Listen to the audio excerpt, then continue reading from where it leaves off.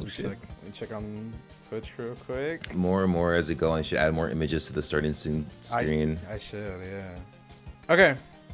And we are live. Okay, welcome everybody to the second episode of Homespeak, the Homestuck Central podcast with my co-host HisoNoKami. Unfortunately, bbpanzu could not be joining us today due to some scheduling shit, but we'll have him soon. Next month a lot of shit is going on, so that is soon to be talked about. But today we decide to change this young fellow's life, and we decided to bring him on the big screen. You might know him. You might know him a little bit. This is James. Hey. And we have prepared a couple of questions for like this like really obscure thing that he's been working on. I don't know if any of y'all be reading it or shit, but you know, we like it. Kind of low key.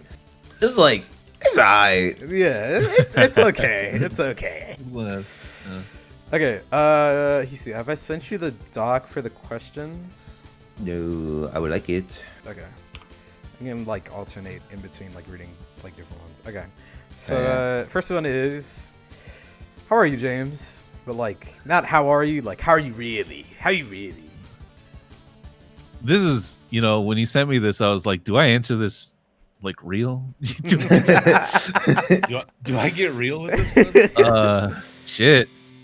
I'm a, the answer that I'm fine. I'm okay. A lot of shit going on, but what's new, Type shit. I'm tired. If you really want to know, I'm fucking sleepy.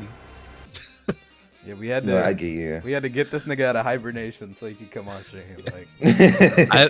Like, I had to set an alarm right before this because I did go and lay down. I'm middle aged. It's that time.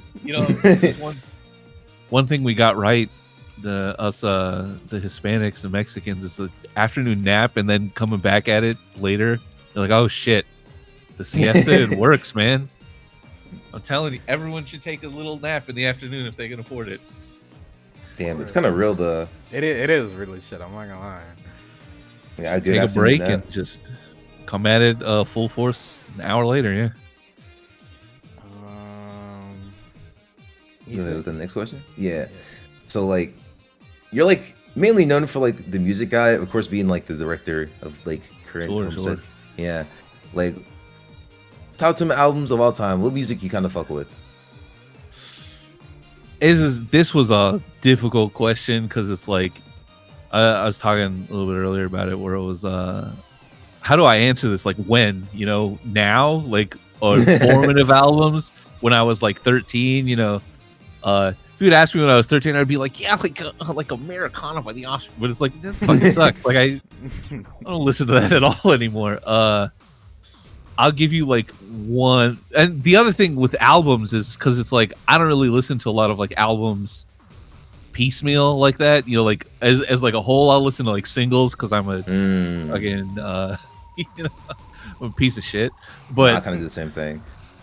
Was like, I don't know. There's a lot of good ones, but the thing with albums is it's like, what's your favorite album? And it's like, yeah, it's the Charles Mingus Greatest Hits. It's like not even a specific one. It's the like Ken Burns jazz version. Where he, like, I'm not gonna lie to you. The best songs. I'm low-key the same way with some artists. Like I really love Sade, but I could not tell you like one like specific Sade album that I like because I just mainly rotate through her best hits or like Stevie. Yeah, like same with like Stevie Wonder. It's like I love that nigga to death, but I can't listen to this one album. There was like recently this big like top 100 albums of all time. Like I forgot from Apple. Yeah. One of them fucking magazines. I was almost gonna say Complex. And I'm like, no, they don't do that shit. And just the rankings were like, it was to get people to talk about it, but some of it was just like, come on, man. Like, what are you saying? You know what I've been listening to a lot lately? What have you? I've been listening to fucking Usher's Confessions. It's like I've been kind of in my bag about some shit. Like, damn. Oops. Nah. Yeah, I listen to a lot of like greatest hits albums. Like right now, I've been listening to a lot of, like I said, Charles Mingus has always been there. It's a jazz bassist that read his book when I was like 16, called "Beneath the Underdog," which is about growing up in Harlem. And it was good growing up in Harlem in like the fucking 40s, while black, and people like, I don't know, something that I really connected with was like leaning into, because people thought he was Hispanic because he's light skinned, Yeah. and like that sort of like something that my parents often talked about to me was like, people are gonna think you're white because you're light, so just let them believe that until they have any reason not to.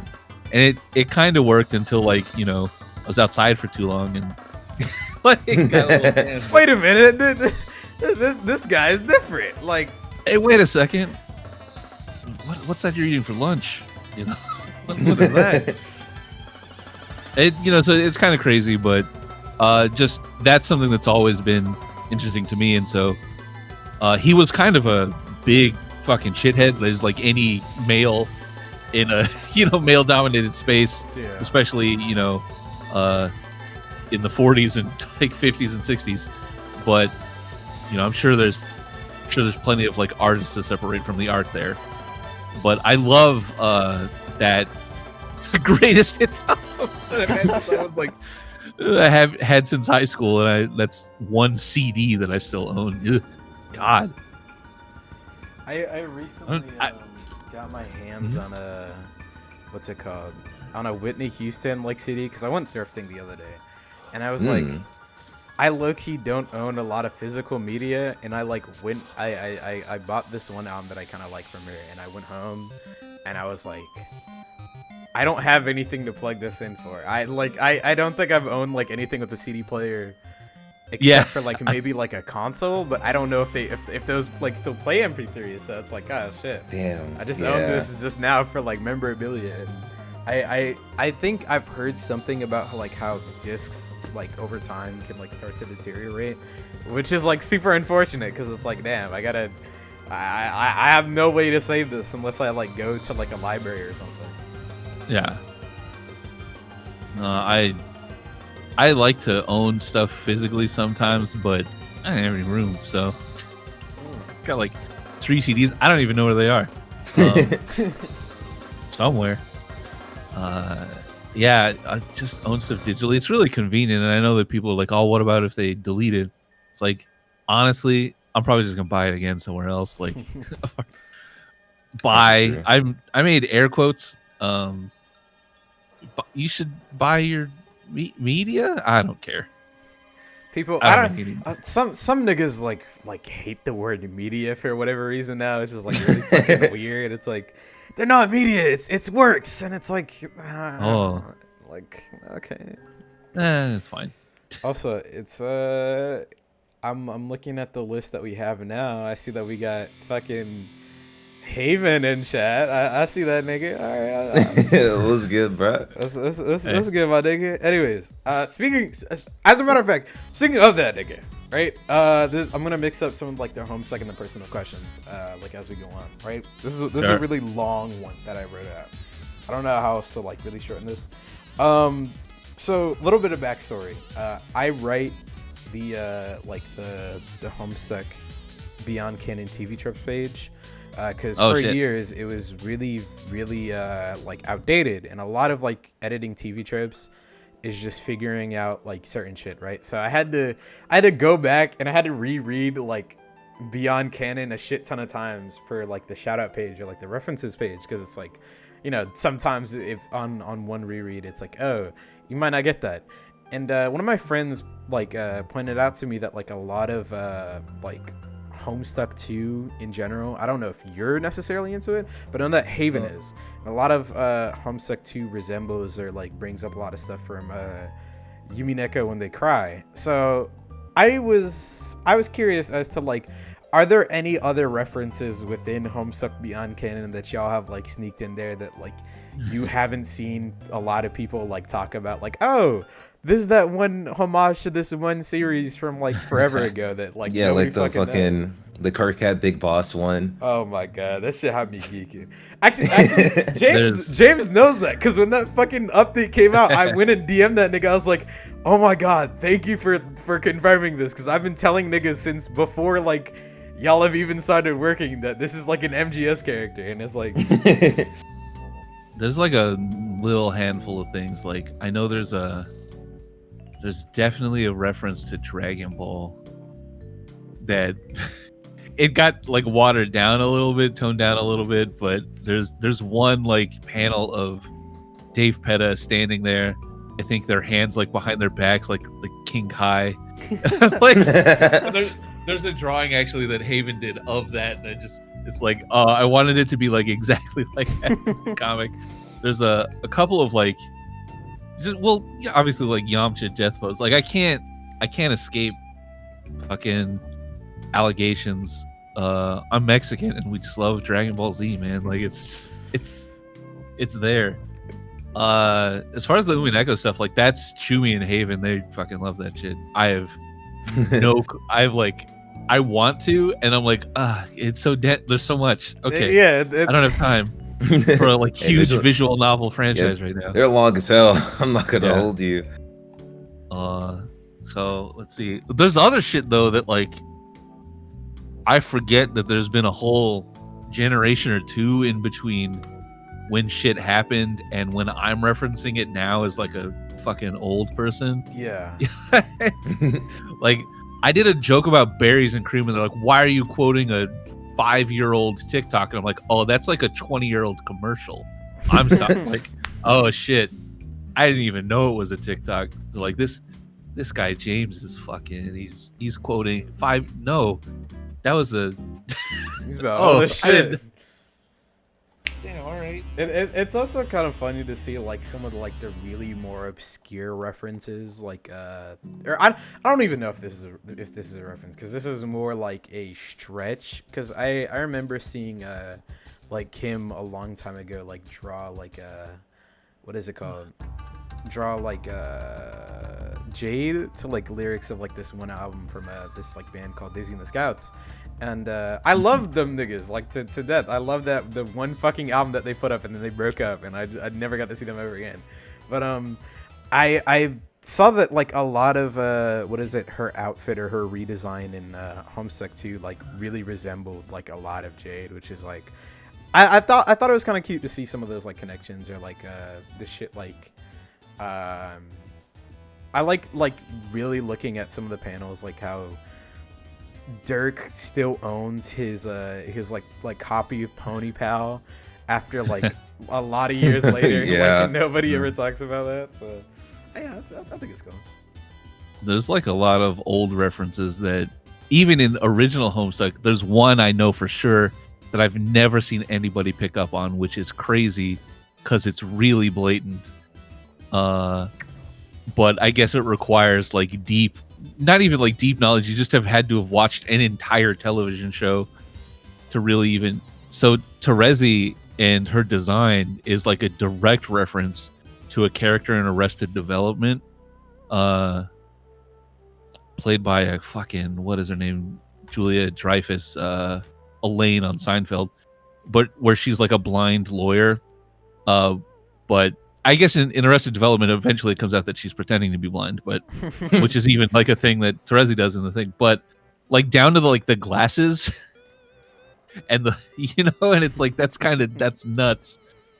You ever think like I've- some person like watches Arrested Development that's like really big into Homestuck and is like, oh my god, that's Hey, the Terezi thing, and it's like, hey, wait a second, yeah, it's for sure like. I mean, that's what happened when I was watching it, and then that's a really go. odd coincidence, just out of nowhere. Oh yeah, she's a blind lawyer. That's kind of crazy. Oh, she's a blind lawyer, and she has really big, like toothy fucking smile. Like okay, and then just a whole bunch of random shit where it's just like, and then in one episode she's wearing the like red pointy glasses, and I'm like, motherfuck, like wait a second, that's nuts. So shit like that, and then other stuff. If it's in there, I don't remember. I reference a lot of stuff I kind of get in trouble for doing too many memes or whatever. It's like, no, I'm just old. I think there should be more memes, specifically like even in tandem. Like I'm just waiting for like one-off panel when eventually I think personally in the story shit might calm down. We might go back to like hell, like things might blow over, go back to like a school setting, and you see like a random kid doing the fucking whipping Nene in the fucking background. Oh, That's the one thing that I mentioned like yesterday. That I think would be really interesting is seeing Beyond Canon like pick up on more like current like kids, or I guess stereotypes, because a lot of like the old Homestuck characters are very obviously based off of like, yeah, this is some obnoxious person that you would meet online, you know what I'm saying, or maybe this is your friend that you talk on like Skype with, and it's like I find it really funny that we've evolved like all these years later, and it's like, what if there was like a kid who's like a really big influencer or some shit like that. Yeah, so. People like really push back on that in a surprising way, which is kind of crazy to me, because it's like the world changes, you know, like you can't just ignore it. And they're like, oh well, they wouldn't have that reference on Earthsea because that is like, I don't give a fuck. Like, oh, come on, man. You think they have references to that on Alternia? Like, no, shut up. What do you think? Like troll Will Smith came from? Like, what are we talking about? Oh, sorry. John Cusack or whatever. I think the problem is like, you know, I'm older, so a lot of my references are a little dated to think, where it's like, oh shit, I don't know, just I'm old, man. I don't care. I know that's I'm coming off like an excuse with that, where it's just like, I don't know, people are like, oh, well, they're gonna make Solix say like Ohio Skibidi Riz, and I'm like, no, I'm not gonna do that because that's not good writing. Like, you know, it's also stupid as fuck. Yeah, it's not that funny. Like, I don't really. Okay, what would the context of that be? But there's definitely like, you know, modernizing the way some of the characters talk. I do this with sometimes, but also the people who are writing it are much younger than me, so you know, they're gonna put some of that shit in there. Yeah, and some people are gonna like it, some people won't. It's fine. I don't know, I don't talk the same way I talk 10 years ago, 5 years ago even. I learn new words every day. And honestly, like, if it's just coming down to like even adults, I hang out with people who are like 30 and up, you know, and yeah, they're just as bad as you. Like, you know, they're as brain rotted as anybody. In fact, maybe even more so, just because of the specific people I hang out with. I hang out with like a lot of animation people, and oh yeah, it's like the soundboard is the worst thing. Oh my on Discord. God, yeah. It's just like, it is so terrible. You guys are so. I love it, but I'm, you know, just like, oh. Especially niggas with Nitro, they just get to abuse like practically fucking anything. Like, hey man, I'm like one of those niggas, but at least like I have like a little bit of comedy with it. Like I'm not just gonna be like spamming like fart noises like all day. We got a bunch of like just nonsense ones, but these things just become like vocal tics too. That's the thing that I think that's hard to like, to write about with a character, where it's like when you talk to people, you know, as opposed to text, it's like you start doing stupid things with your voice. I really wish that were easier to convey.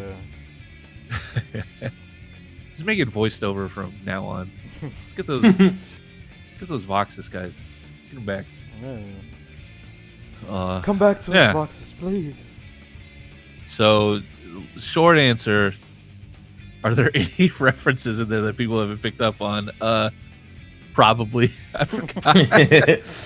Yeah, pretty much. Yeah. There will be more. So. You're gonna have some not like stopping. You're gonna have some nigga on like the Beyond Canon team just sneak some shit in there and just be like, nah, they do that. He won't notice. He won't do it. He's like, huh? What? that's how that Umineko stuff gets in there.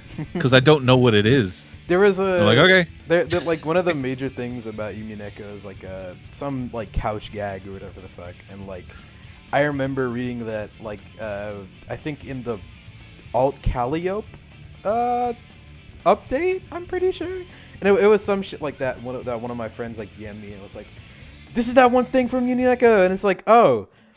That's cool. I don't really read that, but like, yeah, that's cool to like to see like the influence throughout it and like see like how a lot of the writing could be interpreted as that. You know what I'm saying? So, I mean, I'm definitely influenced by a lot of different things. I watch a lot of TV. I recently have been talking to a Japanese friend of mine, and she was like, "Wow, you watch a lot of television," and I'm like, "I don't even watch that much TV for like."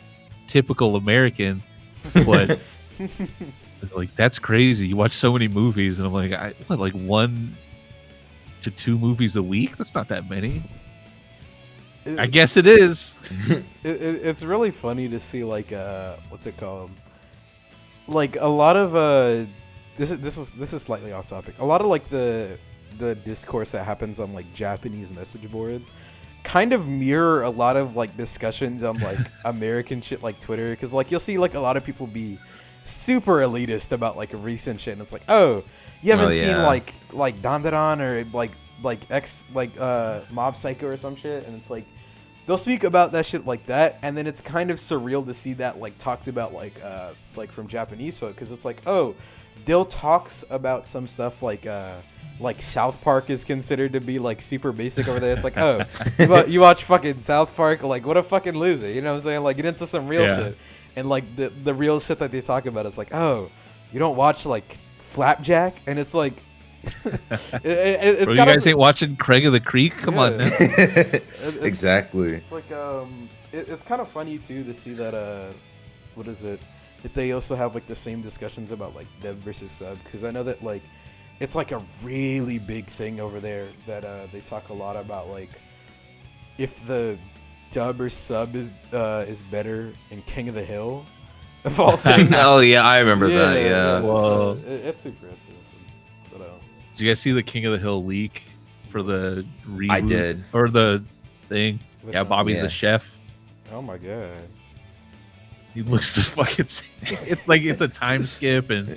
He's got like a little beard stubble. He's just taller. He's just Bobby but taller.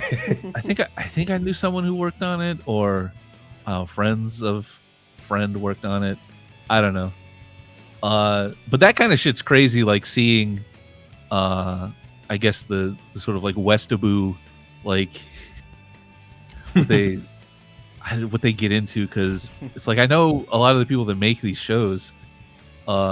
I mentioned Craig of the Creek, which I actually fucking love, because I know the people who make it, and they're fucking, they're kind of stupid, you know. But it was good, and it's like, oh, that's like a good kids show too. Like kids really liked it, which is I think like an important thing. People love to talk about cartoons when they're pushing fucking 40. Like, man, this is not living up to my standards. Like, who gives a fuck? It's not for you. What's that about you, nigga? Go watch West Wing or whatever shit again. Go watch Breaking Bad again. It's fine. It's like the deconstruction of like Red and Stimpy or some shit, and it's like it's like, it's not that animation can't be like high art, because there's like the writing for it is like good and just shit like that, but it's like, I don't know, at the same time it's like, this is a show for children.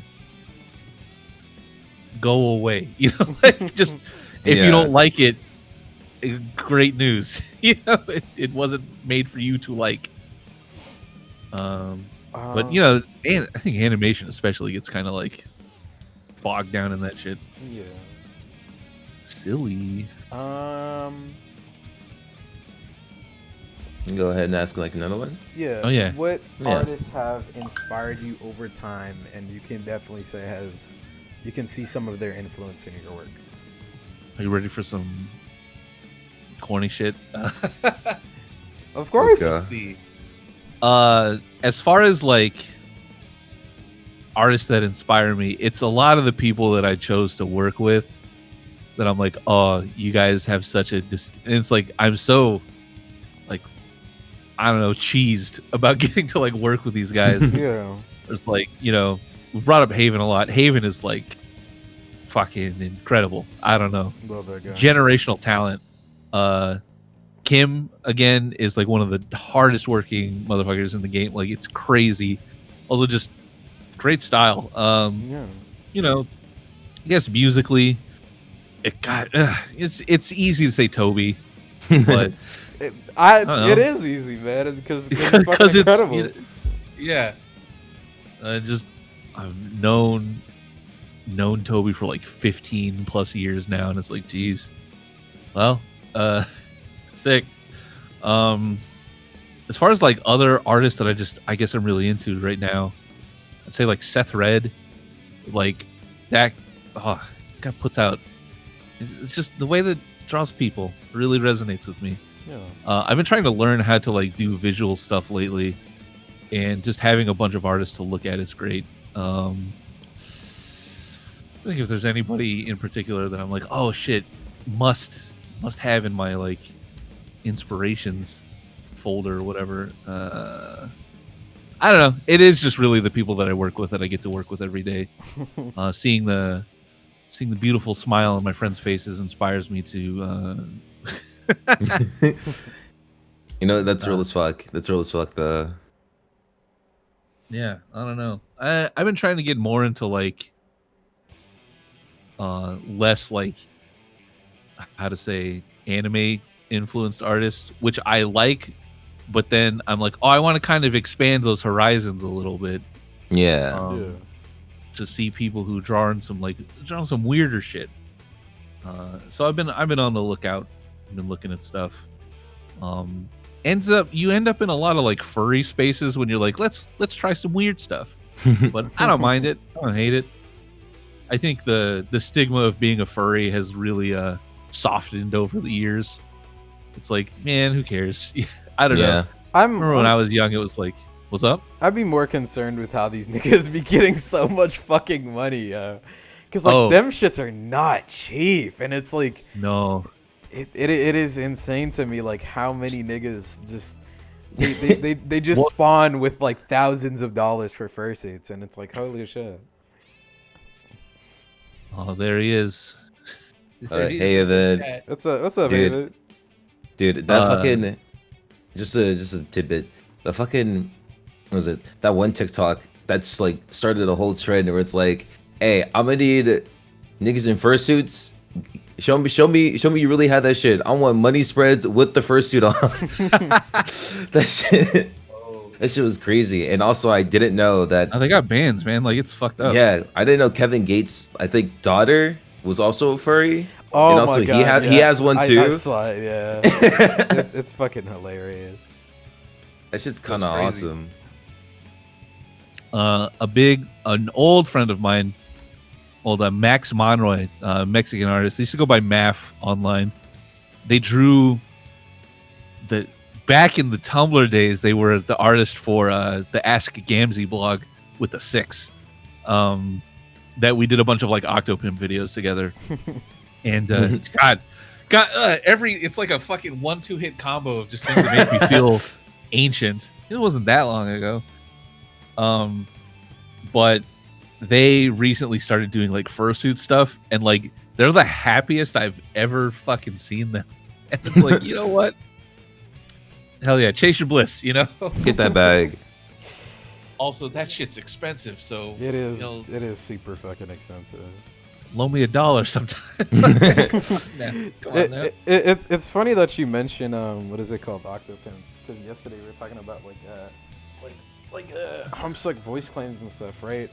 And it was it was pretty unanimous between the three of us that were like, yeah, I said that like if there are ever a Homestuck movie or a Homestuck show, that like Octopimp basically like signed his contract from all the way back in 2007. Because yeah. It's like you can't ever do anything without him. You know what I'm saying? It's like if that happened, and if he agreed to it, Yeah, sure. I mean, it's one of those voices. It's voice actors are a whole. They're different. They got Them niggas it's a answer. whole scene.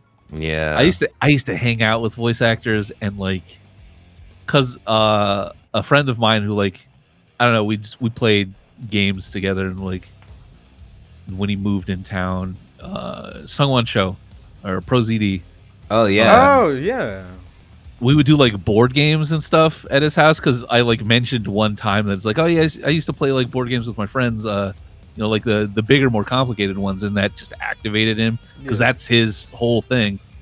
And I was talking more like Dungeons and Dragons, but occasionally would play like some of the more lengthy ones and shit. And so got really into that for a couple of years, and all of his friends are like professional voice actors, and so there was this one time where it's like, and I would meet so many people through that I guess, like I know now, but there's like, we were playing once and he's like, oh, do you play Fire Emblem? And I'm like, not really, no. Like I played like the first one on the GBA, like it's been a minute.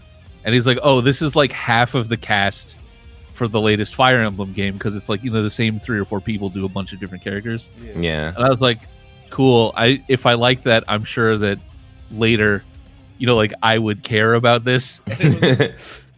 And so it was like all these people that I'm like, oh, it was, and now I know that it's like these are really like famous fucking people. I'm like, oh shit, what's up? And I know one guy's like, oh, you were Noctis in Final Fantasy 16. Like, Holy that's shit. crazy. It's like, and then like that's how I met like Kira Buckland and like all of those people. And Casey, God, I can never Monagilo. I can never pronounce his last name. God, and it's just like, man, all these people that are just like, whoa. I guess you're kind of a big deal. It's really funny that like one time because I always credit that like Smash Brothers is probably like a very influential game to my life. And it was super funny when I went to like my first convention in Terezi cosplay. I ran into Xander Mobus, like the nigga who voices like Master Hand and Crazy Hand, and also like literally the Oh, announcer shit, in Persona- fucking Joker. Yeah. and Joker from Persona 5, and I was like, are you the guy who does like the thing? And he's like, yeah, I am the guy who does the thing. And I was like, oh my god, you are the guy who does the thing. And it's like, it was so fucking like insane that I'm like, huh, this is like a voice that I've heard when I was like 9 years old, like fucking around on like the Smash 3DS, like a what is it called, like title screen, and then now it's like, damn, I'm like 19 years old, like coming face to face with that same guy, and it's like it's honestly cool as hell, like to meet those type of people. I have The other way around, like when you meet a voice actor first and you don't know their work, and then you hear them in other stuff, you're like, I can't listen to this. I can't separate. That is like, that is how I felt with what's his name? The nigga who voices fucking SpongeBob. Oh my god, I forgot his Tom name. Kenny. Dude, Oh, Tom Kenny, yeah. I for the longest time did not know that Tom Kenny voiced Ice King, and when I yeah. And all last year I started like rewatching Adventure Time, and some guy was like, "Oh, you don't know that?" And I was like, "Are you fucking kidding me?" And then when I started watching it again, I'm like, "Oh my god, that is SpongeBob. That is yeah." Especially when he starts like talking as like Simon, that shit's like crazy. Oh my Yeah. god. I've met that guy. Sorry.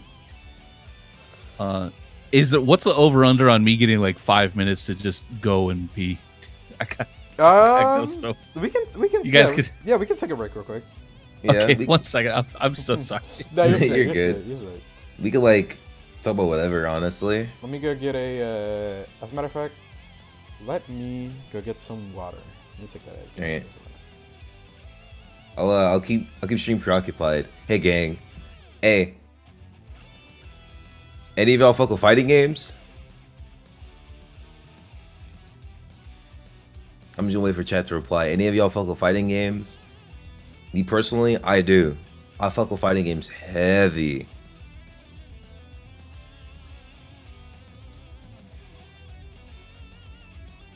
Hey, even if you think you'll be like bad as shit at it, peep like the scene, right? Get into the FGC, get into a fighting game for like just the love of the game. It could be for the music, the art, the story.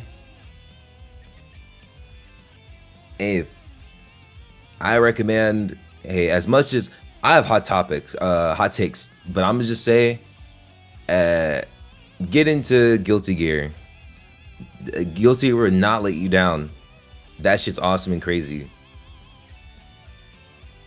We're not like sponsor or anything. I'm just saying, get into Guilty Gear. That shit's awesome. I got my hands on a really big bowl of beans from Pollo Tropical. I'm lucky munching on the shit right now. What we talking about? I was just telling chat if they fuck with fighting games. I'm just saying, even if you suck at them, get into them for the art, music, the scene, the story. Dude. Also, fuck with Guilty Gear. I'm playing Guilty Gear music right now on stream. I love Guilty Gear. True.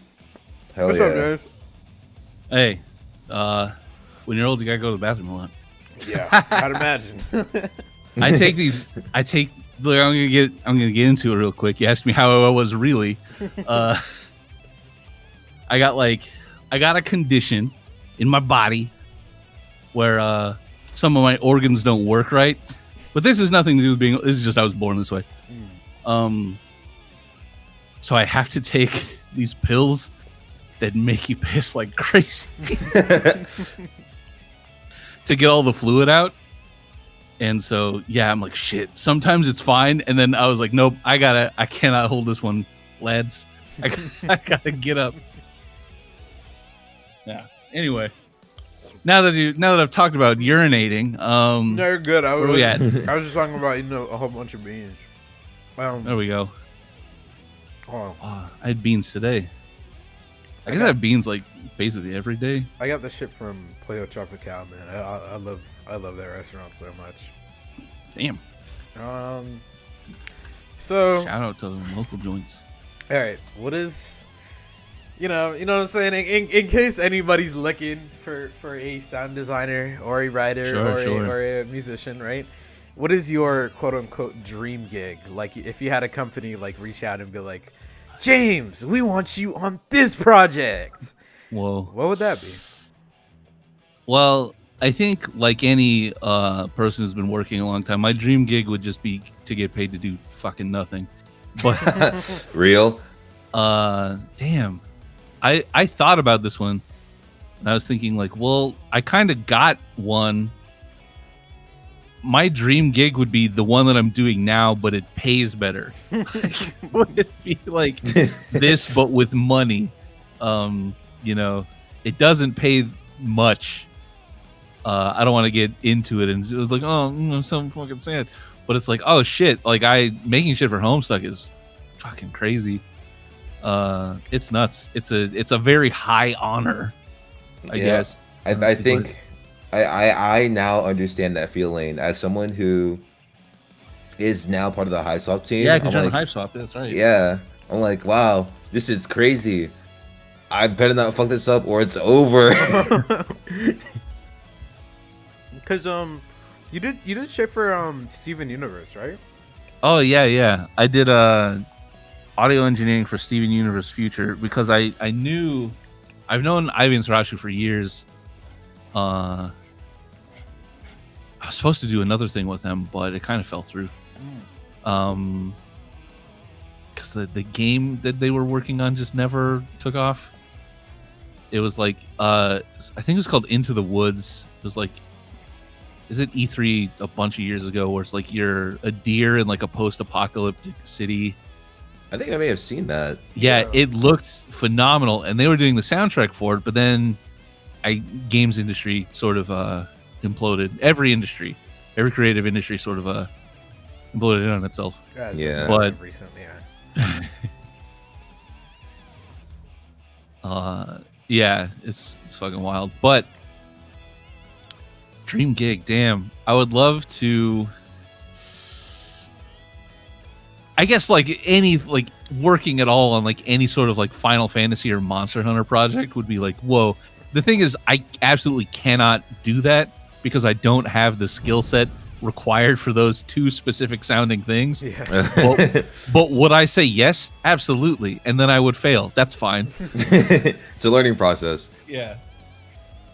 I do really bad under pressure. So That's so fair. It's realistic. there's people like, I thrive under. It's like, not me. No. I want Help. Yeah, please. Um, I'm struggling. given that time and money were not big obstacles, because you know that is a very realistic thing. No. Is there a non-Homestuck project that you would love to make? Yeah, there's two right now that I can think of. One is just my own personal project that I was working on. It's called Sword Story. It's like I've been slowly working on it for like years. But by slowly working on it, I mean every couple of months I'll get like oh shit, I should do this, and then I'll work on it a little bit, and then life comes back. It's like, all right, I had 5 minutes of free time today. Sick. Yeah, I would love to work. I've been working on that. And, like, a lot of people have been encouraging me to work on it. Well, I started working on it because Toby was like, "Do you ever want to make a game?" And I was like, "Yeah." And he's like, "You should." I was like, "Oh, Real. I guess if you said so." He's like, "Yeah, dude, I think it'd be good." And I'm like, "Okay." And so I kind of like elevator pitched him my ideas, like, "That sounds cool. You should make it." And I'm like, "All right, cool." And then I started to, and I've got like design docs for it that are very like loose. I've got a very rough script of basically the first chapter, which would be kind of enough of a standalone thing on its own. Character designs that are sort of like getting reworked now to kind of bring them up to modern aesthetic. I don't know. I don't like the designs from before. I've worked on a bunch of songs for it, which is because that's just the thing that is the easiest to me to do. Yeah. Yeah. Yeah. So that would be great. And then there's another thing that I think is really good that will take a lot of work and is very secretive that I was working on with Andrew a little bit. It's completely unrelated to Homestuck. And all like in HisoNoKami, just like nothing to do with it. It's just a completely new thing that we're sort of in very early kicking around stages. But it's like it's a time and money thing, you know. Yeah. It's like I got a million other things to do. Yeah, and then a lot of the other stuff that I would want to work on if money weren't an option is like Homestuck stuff, because it's like I think that there's a lot of fun things to do there. It's like in one of the later questions, I'll just talk about it now. The Homestuck gotcha game, ooh. Listen, I have thoughts about that myself. A lot of them are positive, and the fact that like I'm just saying, positive. I'm just saying, niggas will spend bank on get little blurbos. I've said this before. Oh my god, I'm putting this on my will. Legally, I'm putting everyone involved with Homestuck on my will. I'm going on record, right? If I go onto that Homestuck gotcha, I don't get those characters I want. I'm no. And like, I'm advising y'all niggas not to make a Homestuck gotcha because it would just be utter destruction. Yeah, like every 5 minutes you would see some nigga in the fandom or some nigga on Twitter just being like, "Man, fuck the Homestuck gotcha. These niggas fucking suck. Man, fuck Homestuck." They're like that about us now already. Like, nothing would change. It'd be the same. Honestly, I'm just saying, like a hypothetical gotcha game for Homestuck. I'm just in the climate that we live in now for video games, at least for gotcha games. Like, just as me just spitballing, like kind of off topic is me just spitballing, but like a Homestuck gotcha game, make that shit low key, like a 3D action RPG. That shit would go kind of crazy. Oh, fucking a Genshin like? Damn. That'd be kind of fun. Not really like Genshin, because I'm gonna go on the record to say this. I fucking hate how Genshin plays. I don't like it, and I think it looks fucking stupid. I'm sorry. It's trying to be Nier and Breath of the Wild at the same time, and it's pissing me off a lot. I think. Listen, it would have been cool if they had like actual a combo system, not just like character rotate, do skill, get your ultimate in, rotate character, do the same shit, optimal bullshit, damage numbers, and then you're done. There's no swag. It's like the same could be said for like Zenless, where it's like, yeah, but at least it looks nice. It looks cool. Okay, Zenless to me, or at least a lot of MiHoYo games, is that like I'm like, wow, this is so visually interesting. There's nothing fucking here. It's so like game. It's so style over substance, and it's like I would so much enjoy this if it wasn't a video game. And it's like when I see that like they announce some shit like the Genshin anime, it's like, hey, this is cool because now I don't have to sit through a gacha paced video game. And it's like, yeah, it's so, I don't know. I think I don't even mind that like half the shit in Zenless is like, it's pretty fucking gooner shit. Like it's yeah. I have a friend who just was like, it was like 2 a.m. in the voice chat, and like, you know, people are doing their dailies and shit for like whatever their video game chores are for the day. We got half of them on Final Fantasy, half of them on like, you know, whatever game, and we just hear this motherfucker. Shout out to Jules calling you out. Just go like, fuck, she's so hot. I'm like, bruh, like you good? Like, yo. You need a minute? Like, did you know you're not muted? I've remembered a time before when one of my friends, calling him out, what is it, Glubs Club. He is like super into Pokemon Masters EX, and I remember I have a really bad habit of sleeping in voice chat a lot. This is a really bad like thing, right? And it was like 2 in the morning, and I was like damn near half asleep, and I just hear this nigga just do the most like blood curdling scream I've ever heard in my life. I'm like, yo, are you fucking good? And he's like, dude, I was aiming for Cynthia, and like these niggas don't give me my shit. And I was like, I'm sorry to hear, man. Damn, I'm awake. I would have thought that you were in danger or some shit. Like, yeah, I thought you were getting murdered, man. I glad to hear you safe. But you did mention these people beforehand, and this is another question. Sure.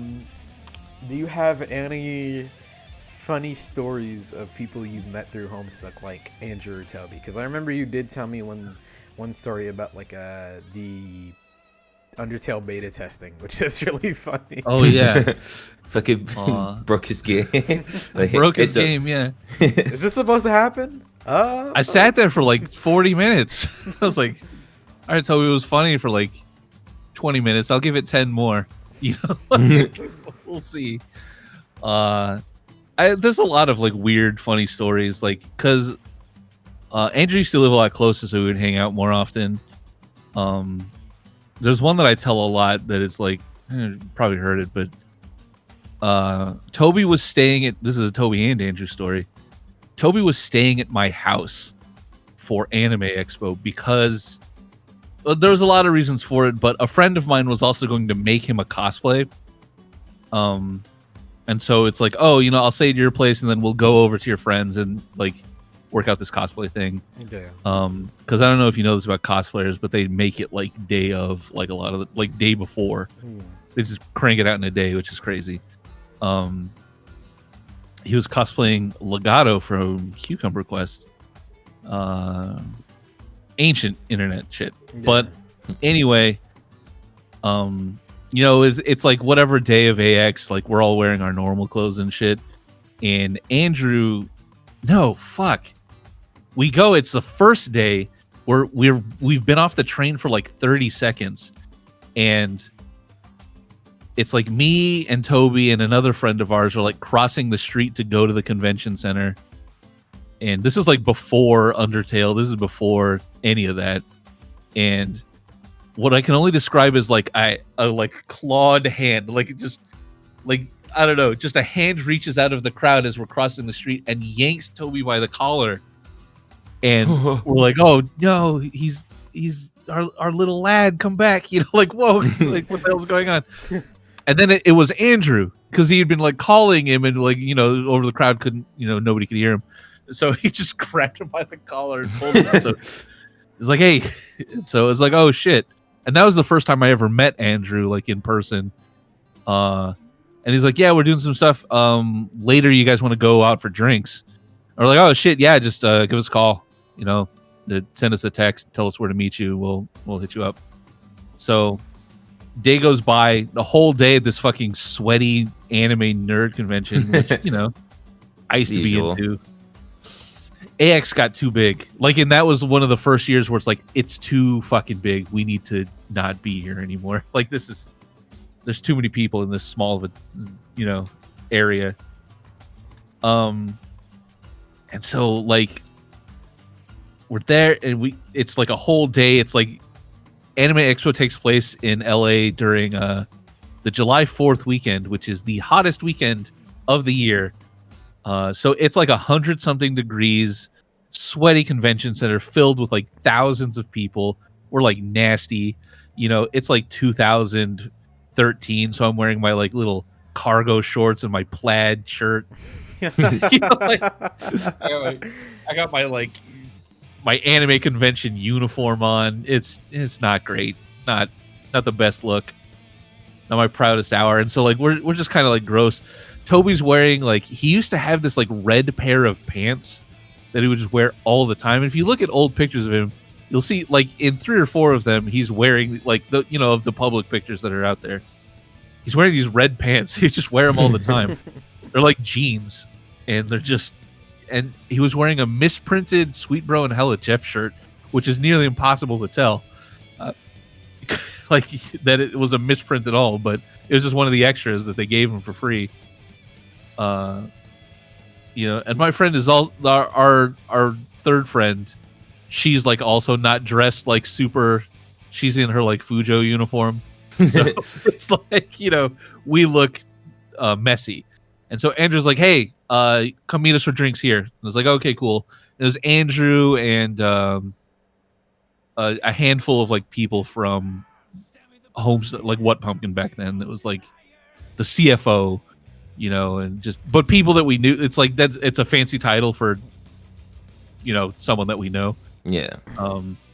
It's like, come meet us for drinks. We're just I'm finishing up meeting with somebody. And, you know, you can just grab something at the bar and then you can come to the table. And it's like, oh, sick. So we go and it's like, we look and it's not that far away. I don't want to, you know, this is like before Uber really. So it's like, I don't want to get on the bus and like, you know, like we could just walk there. It's like, what? It's like a mile. So it's like, okay, whatever. But it, you know, it's like 100-degree weather. It's all like slight incline uphill, and it fucking sucks. And we get there and we're just like drenched in sweat and like just nasty looking. And it's like the nicest bar I've ever been to. It's so it's like downtown LA, like fancy bar.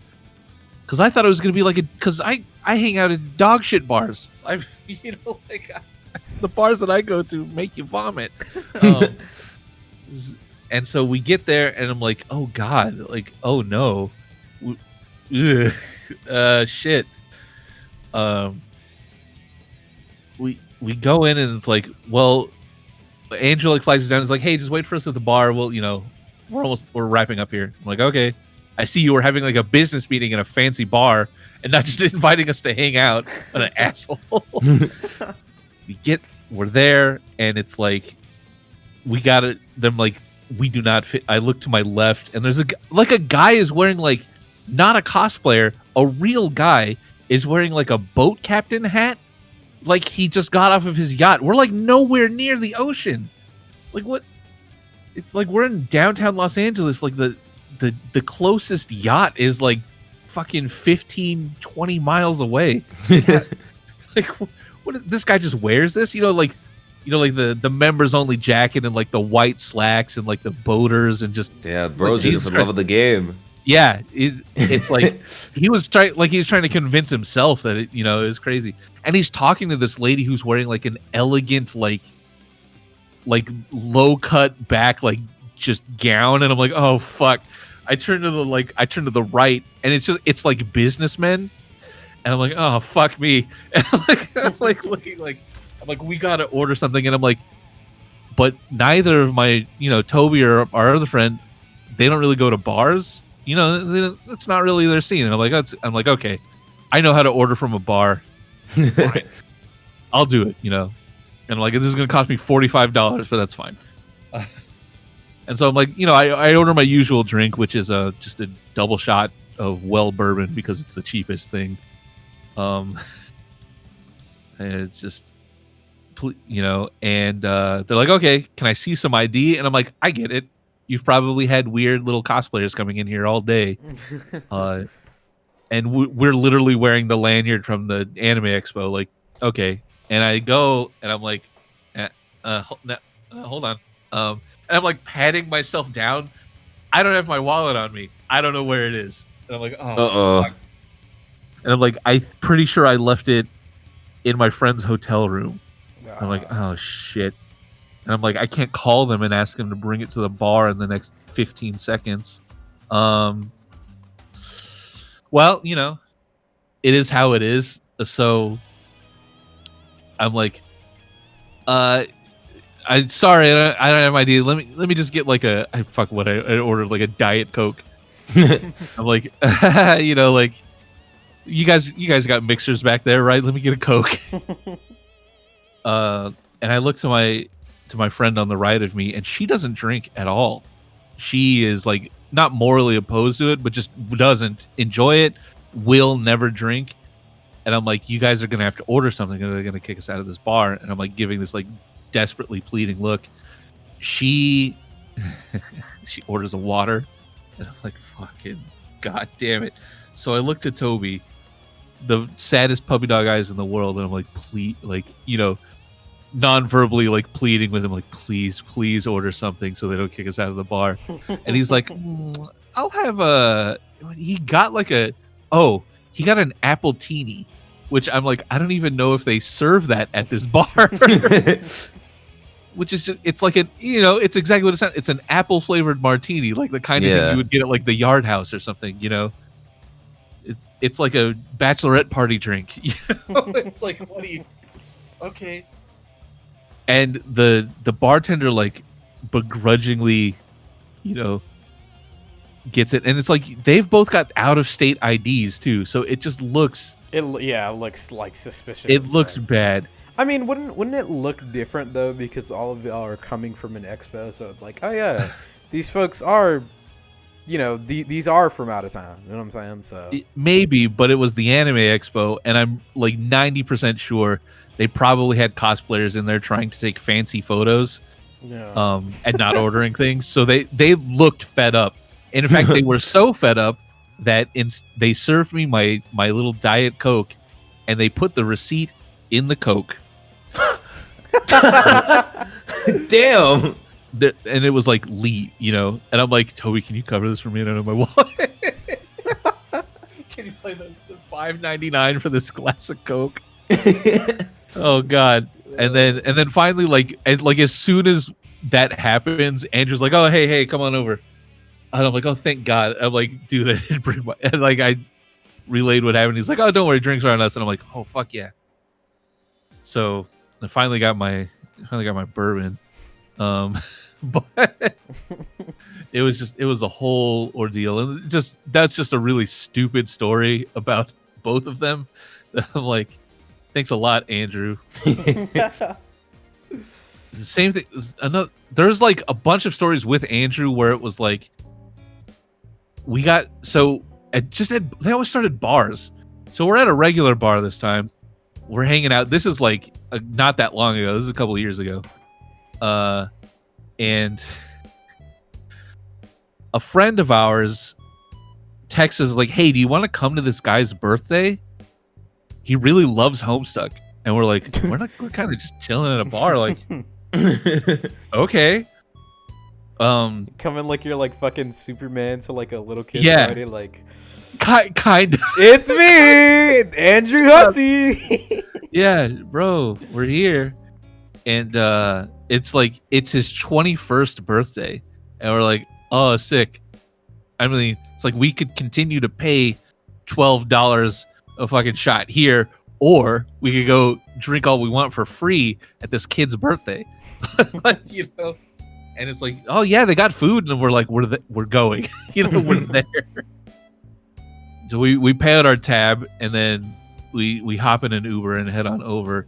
And so first of all, they live in one of those like huge like mega complexes, like in this, you know, in the downtown area that's just like 300 apartments in like one thing, and it's like fucking we can't find it. So we're wandering around this complex for like at least like 40 minutes, and we have to have someone come and get us. And you know, it's our friends like, hey, can you please lead us to it? And they Lisa's like, how would you have ever expected us to find this shit? This is nothing. So we go in, and it's like this. It's I wouldn't exactly call it like a house party because I've been to house parties. There's maybe like 7 people there that aren't us, and everyone's just kind of sitting around, which is I don't mind a low key like kickback like that, but like I was kind of expecting like a bigger event. Yeah. They all know what Homestuck is. They all know who both of us are, and I'm like, and they're like, oh, you know, let me get you a drink. And I'm like, sick. Sure. And this kid he's been drinking all day. You know, it's his 21st birthday. I remember the first time my parents weren't paying attention enough to me that I also was drinking, but you know, it was kind of some crazy shit. And this kid is drunk as fuck. And like they're all like cosplayers too. Like that's how I knew them, through a cosplay friend. And so some of them are like dressed up in their cosplays, like as like a Homestuck character. And I'm like, this is kind of weird. But like whatever, like they're having fun, and it's infectious when other people are having fun. And so just it was like this weird energy. Me and Andrew were there. We're like drinking all of their free alcohol, and this kid who's like, you know, really wants to make a good impression, he's like trying to talk to me in a way that like makes him seem cool and mature, but it's not working. And he's like, oh, let me show you this beer that I discovered, this craft beer, you know. And I'm like, I cannot wait to hear what you think is like a rare, and it was Fat Tire, which you can get at Vaughn's. So like which is like they have commercials for it and stuff. It's a just normal beer. Like it's like, okay, whatever. And I'm like, oh, cool, man. Never heard of it. You know, like it's like, you know, somebody's like, let me put you onto some shit, and it's like it's Budweiser. Like, okay, you know, whoa, that's crazy.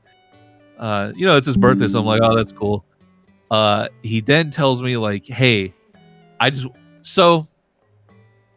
just on the record, I was the darkest person at this party, which is it was a low bar because I'm not, you know, I'm Hispanic. But yeah, I'm pretty white passing for the most part. And you know, I'm fully like code switched up. I'm like, you know, having a great time, and it's like, hey, so this kid comes up and he's like, hey, I just want you to know something. I'm like, what's up? And he's like, I voted for Obama. And I'm like, Dude, there's no fucking way. Hell no. I'm like, that's sick.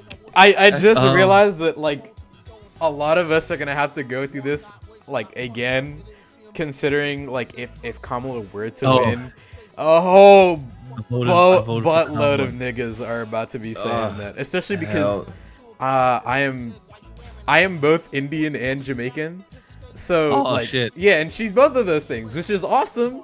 But whenever I mention it's like, yeah, this is what I am, niggas are gonna be like, that's cool. I hope you know I voted for Harris, and it's like,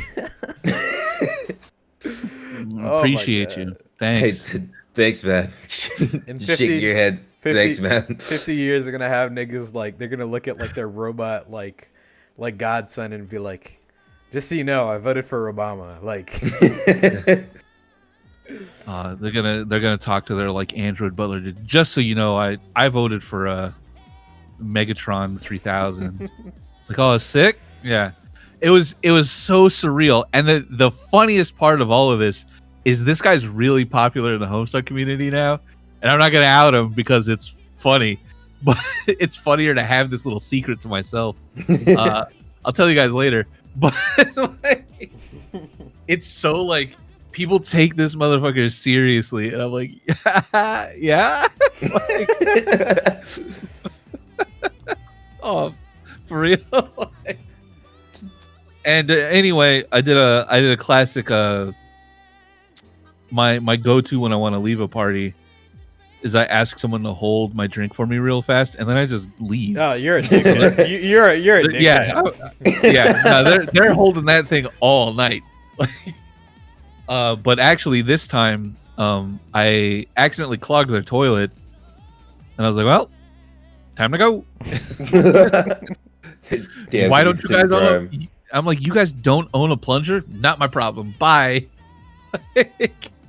Who doesn't own a plunger? That shit's dangerous. Oh my god.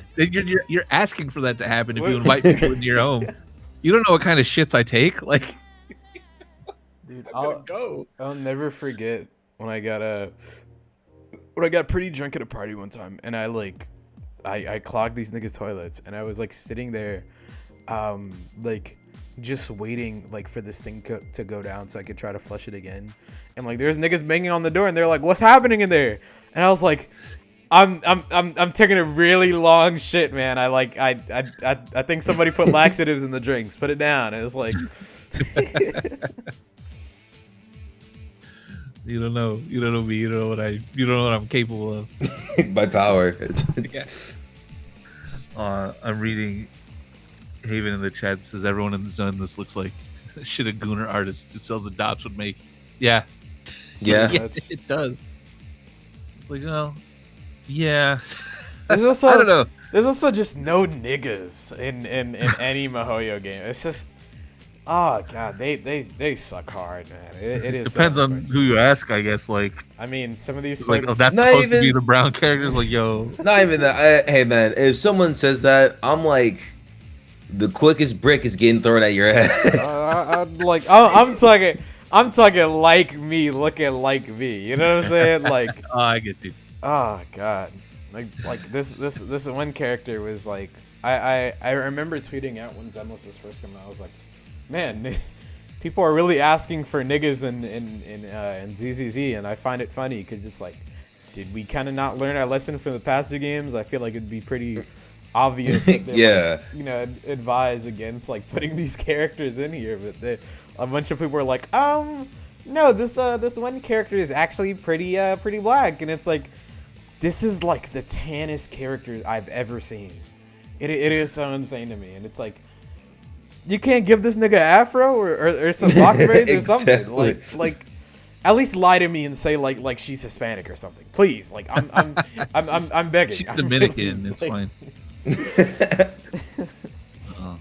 fine. That's the craziest part for me. It's like, look, you can like these designs, you can like whatever you want, but don't lie to me about it. Don't come at me like, Yeah. who the fuck is calling me? Sorry about that. Very good. It's crazy when it's like, oh, yo, this character's thick, and I'm like, you don't know anything. You don't know me. You don't know You my don't know life. real meat, bro. Yeah. You've never seen a fucking thick person in your life. Like, don't come at me like that.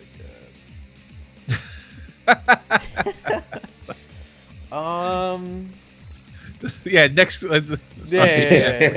We can move There you go, there you go. Let me dig into some of the what is it, the Homestuck questions. Yeah.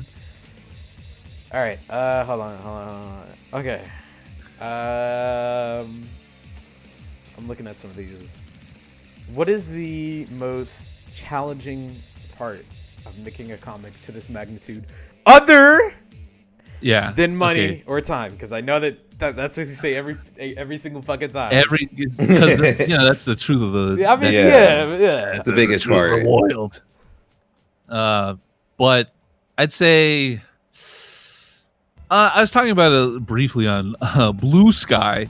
There's sort of a legacy that you kind of feel like you need to live up to, but I feel like Beyond Canon has been its best when it's not doing that. When it just kind of leans into its own sort of identity. Yeah. And like I would say Yeah. that following up Homestuck specifically is like Homestuck's so specific, and we can reference it and we can style ourselves like that, but it's not Homestuck, and it's never going to be in a way that is going to satisfy the sort of people that are like, why isn't it exactly Homestuck? I want to read that again. And it's like, well, that's there for you to read again, because the world has changed. Homestuck was a snapshot of things in that sort of like 2009 2010s era, and it's not that anymore. And I'm not gonna, I guess for a long time I was really worried about living up to that legacy of like, we just have to make Homestuck again, not Homestuck 2, but Homestuck the second time. And there will be a lot of stuff like that, especially in, I guess, what we're kind of stylizing as Act 2. It is going to be those shenanigans again. Like, hooray. But it's got its own identity with characters and with just finally being able to get into that. I guess the second hardest part is like waiting to not spoil everything. Yeah. They get mad at me because I want to say stuff, and it's like I can't. So, for me personally, not spoiling, like, because I love to show people things that I'm working on. Like, if I'm writing a song, I'm like, listen to this. This is fucking like, because I get like hyped on my own like aura, I'm like, No, I get it. No, I get it. This shit fucking rips. Like listen to this. Damn. It's like, this so, and some of the stuff that we're cooking up is just it's tasty, it's good.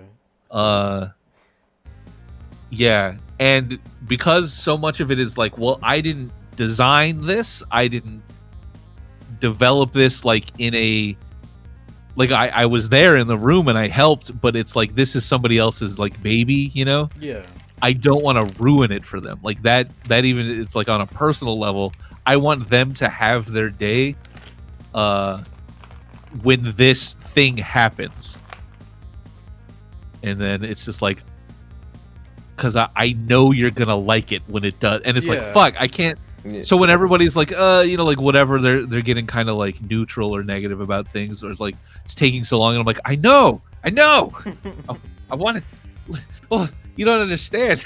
Like, it's kind of like what you said earlier, where it's like, niggas are thinking like after each update, it's gonna be like, that's it, that's all we're gonna get. We're done. It's really funny that you mentioned that from beforehand, and also like the fact that you like want to talk about a lot of stuff like beforehand. Is like, I had this one friend, right, who was really geeked about the fact that I got to like meet you a couple months ago, and he's like, oh yeah, he's like, oh, you know like D James, like the guy who runs Homestuck, and I was like, yeah, he's pretty cool, and it's like, do you know what's gonna happen, etc., etc. And lucky this guy's a little bit gullible, right? I love him. But I would for a straight month, I would just tell him just straight bullshit. He'd be like, "What's gonna happen when Friska is like, oh my god, man, she fucking blows everything up." And he's like, "Oh my god, I can't believe I'm learning this." And I'm like, "Nah, I'm fucking with you, man. I'm fucking with you." Yeah, that's good. I also just like to lie. Yeah. No. About things that aren't important, where it's just like, when people ask me stuff, I try and be as honest as I can without like, I don't know, like without spoiling anything or without just being like, don't worry, that's not going to happen. I'm like, well, I've heard you. I want you to feel heard. I have to do kind of like a PR sort of like voice, and like, not voice exactly, but just take that sort of like position of just like, oh, we'll see.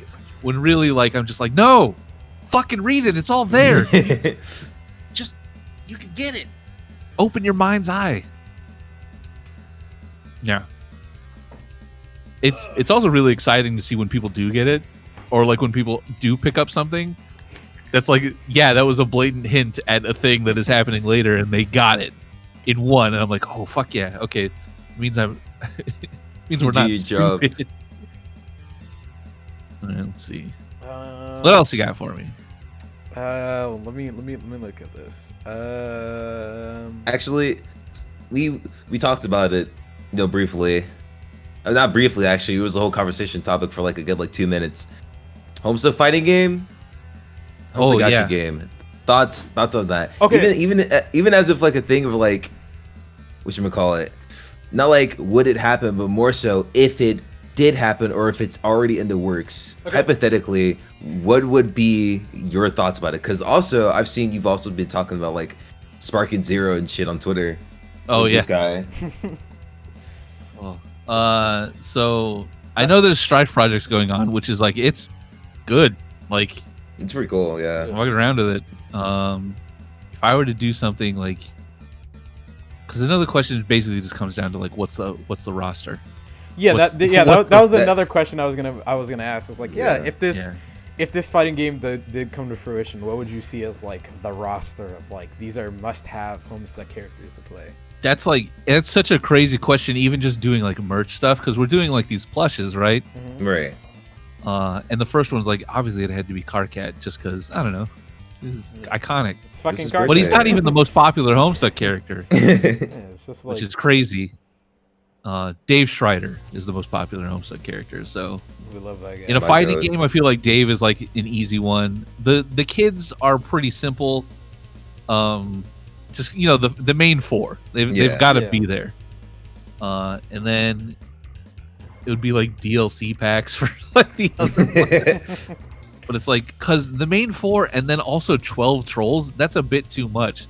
So I think we would pick the main four kids and then pick 4 trolls, and so that would probably be Carcat, Terezi, Vriska, and then the fourth one is the one for me that I'm like, it could be, you want a fighting game.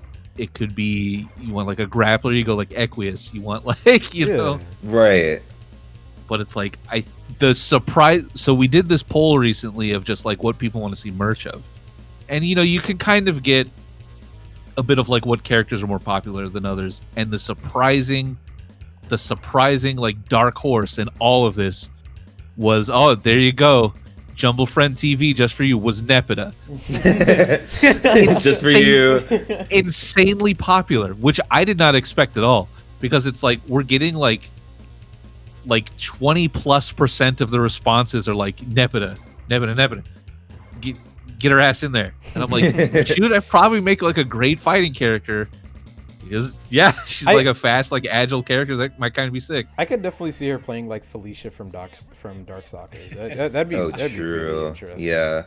There's a lot of like comparisons that are like kind of easy that I've thought about before, like how you can make like Solix just be like a what was Cyclops. Cyclops from Marvel vs. Capcom. Yeah. Or like, it'd be really funny to see certain characters like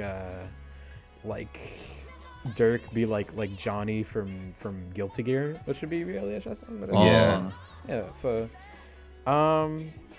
that's about it.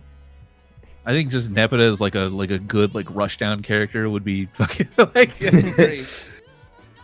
Should play like was it Giovanna?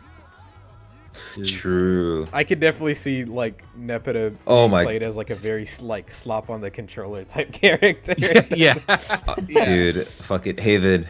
I gotta like hug you or something. My nigga.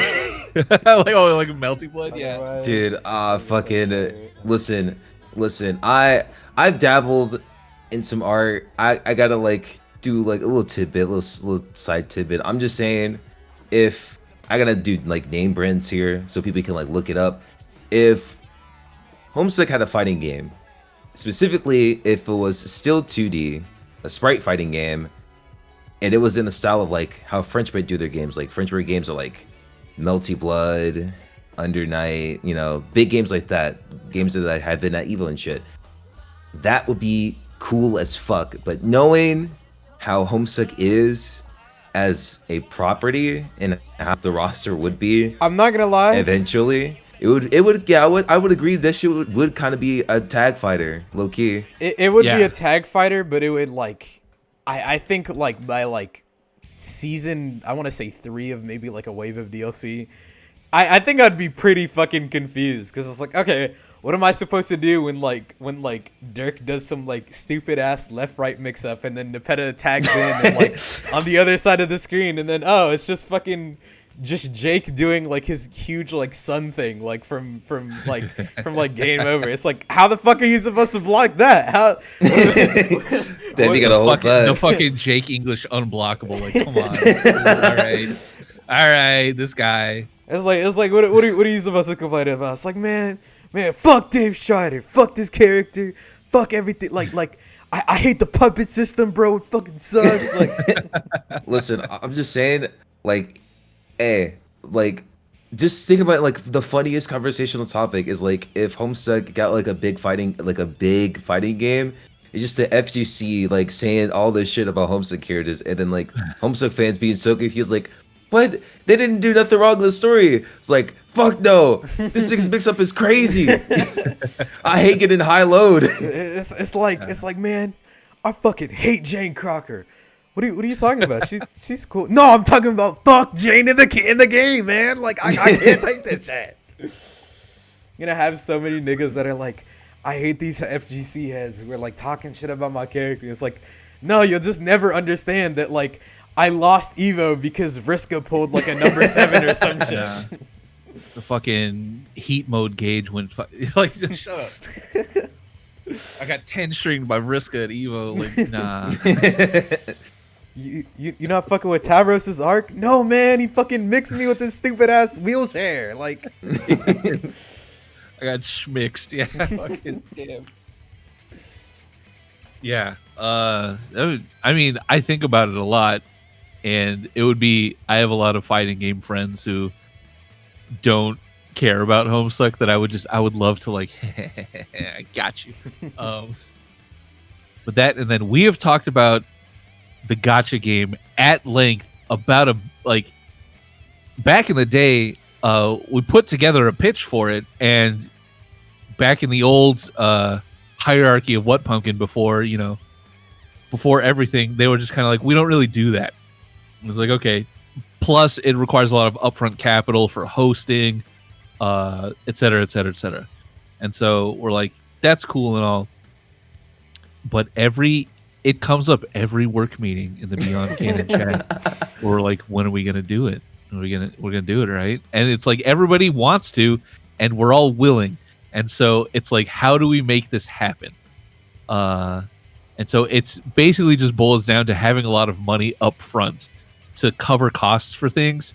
But it's like, it would be so fucking sick to like, we could get in a bunch of different artists, because gacha games have shit like that, True. they have very extravagant like designs. It would be like, one of the things that I would want to do is like, I would kind of want to do at least, it's complicated because you want to make adult versions of these characters, like, but people want the kid versions of the characters, which means we can't go too crazy on some of the art. Because, that's what sells a lot of gacha games. I'm not going to pretend it's not. Yeah. It's not the Gooner crowd, but I kind of like, the thing is, it's like, I'm not allergic to money. So like, I feel like if you really wanted to maximize capital, you could kind of like, you could probably sell like both or have both versions of the game of like both versions of like characters in the game, like and like Sonic well, I mean, that's the thing, is it's just like there's versions of these characters. Yeah, it's like in but Sonic I Generations, think how you have like instead of going like weird like anime sexy babies with it, just be like, make it like much cuter, and it's like, that would actually be fun. Yeah. It doesn't have to be like, fucking sick and like badass and all of that shit. It can just be really cute. And it's like, that works too. I find it being like really funny of like there being multiple versions of characters, because I can definitely see a lot of character Yeah. enthusiasts like pulling their hair out. It's like, oh my god, I wanted the Equius, but I got another fucking like Aridin, and it's like I need to finish out the Equius collection or some I'm shit. pulling Summer Fun Aridin for this banner. Damn it! A third one. There was some cool ones. Jesus. There's like I think one of our artists, Andy, did like a witch Roxy that was like, oh, you know, for the Oh, potential it just gotcha game, and it's like, damn, fuck, this is sick. Like, it's just everyone on the Beyond Canon team is 100% on board with it. It's just a matter of like, how do we make it happen? So, but yeah, you know, we want to. Damn, why's my phone blowing up? Jesus. Equius and the Peta in a fighting game would be a single character like Gin, like, ooh, but also can. I like that. I like that idea a lot. I was thinking of honest to God, another idea that I was thinking about for like the Homestuck fighter, right, was either I think it would either be the MSPFA reader. I think it'd be really interesting if he was one of those characters that like took from everything, like when you see like characters who copy The other Neko arc of the characters. game. Oh, Like- the Shang Tsung sort of like, yeah. like Double from Skullgirls or Kirby from Smash Brothers, where Yeah. they like take from other moves. Or it could be like Game & Watch, where Game & Watch takes from like a lot of different shit in like the Game & Watch like actual game. So it's like, oh, this is like the gun from Problem Suit, or like the what is it? Oh, that would be great. Yeah. Or like the what's that shit called? The ladder from Jailbreak or some shit like that. You know what I'm saying? So I think it'd be really interesting if it was some shit like that. I do have a question though.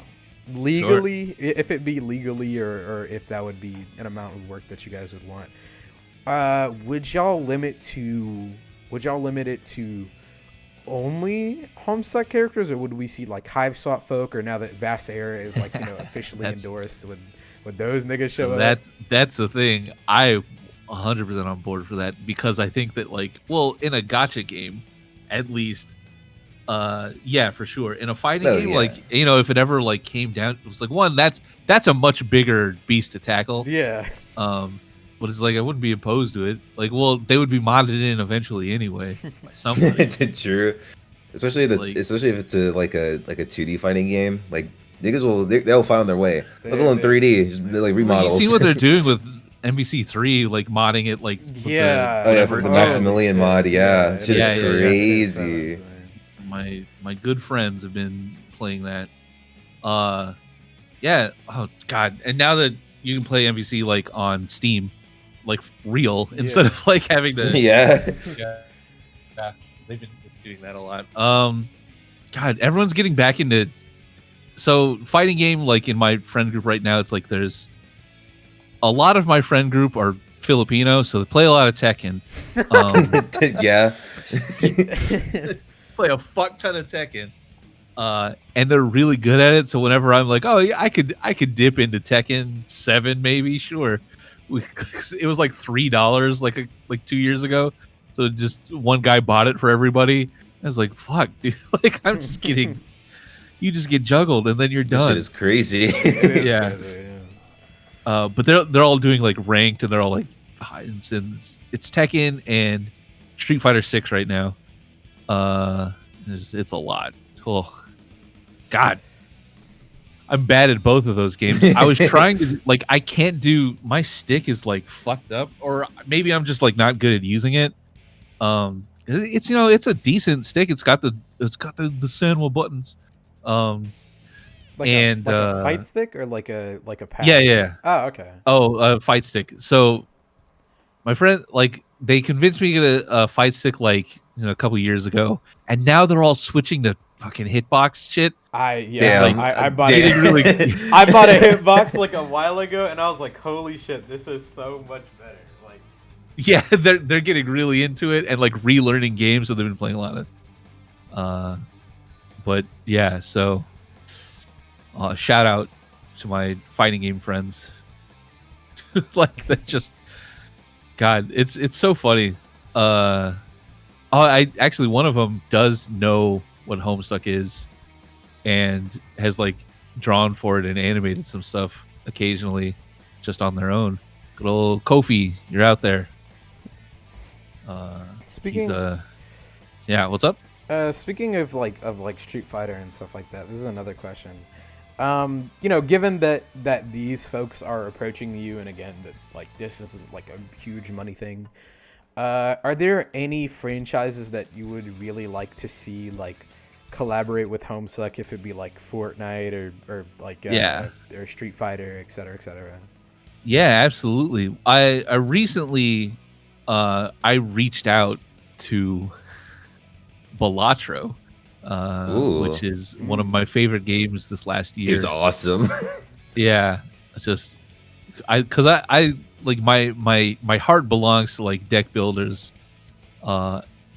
It's just I don't know. That's always been my shit. But and just Balatro like and so they put out a tweet like I don't know like a year like 2 or 3 months ago. I was like, hey, if you run a property and you're looking to collab, hit us up. And I hit them up. Haven't heard back. Very sad about that, but that's okay.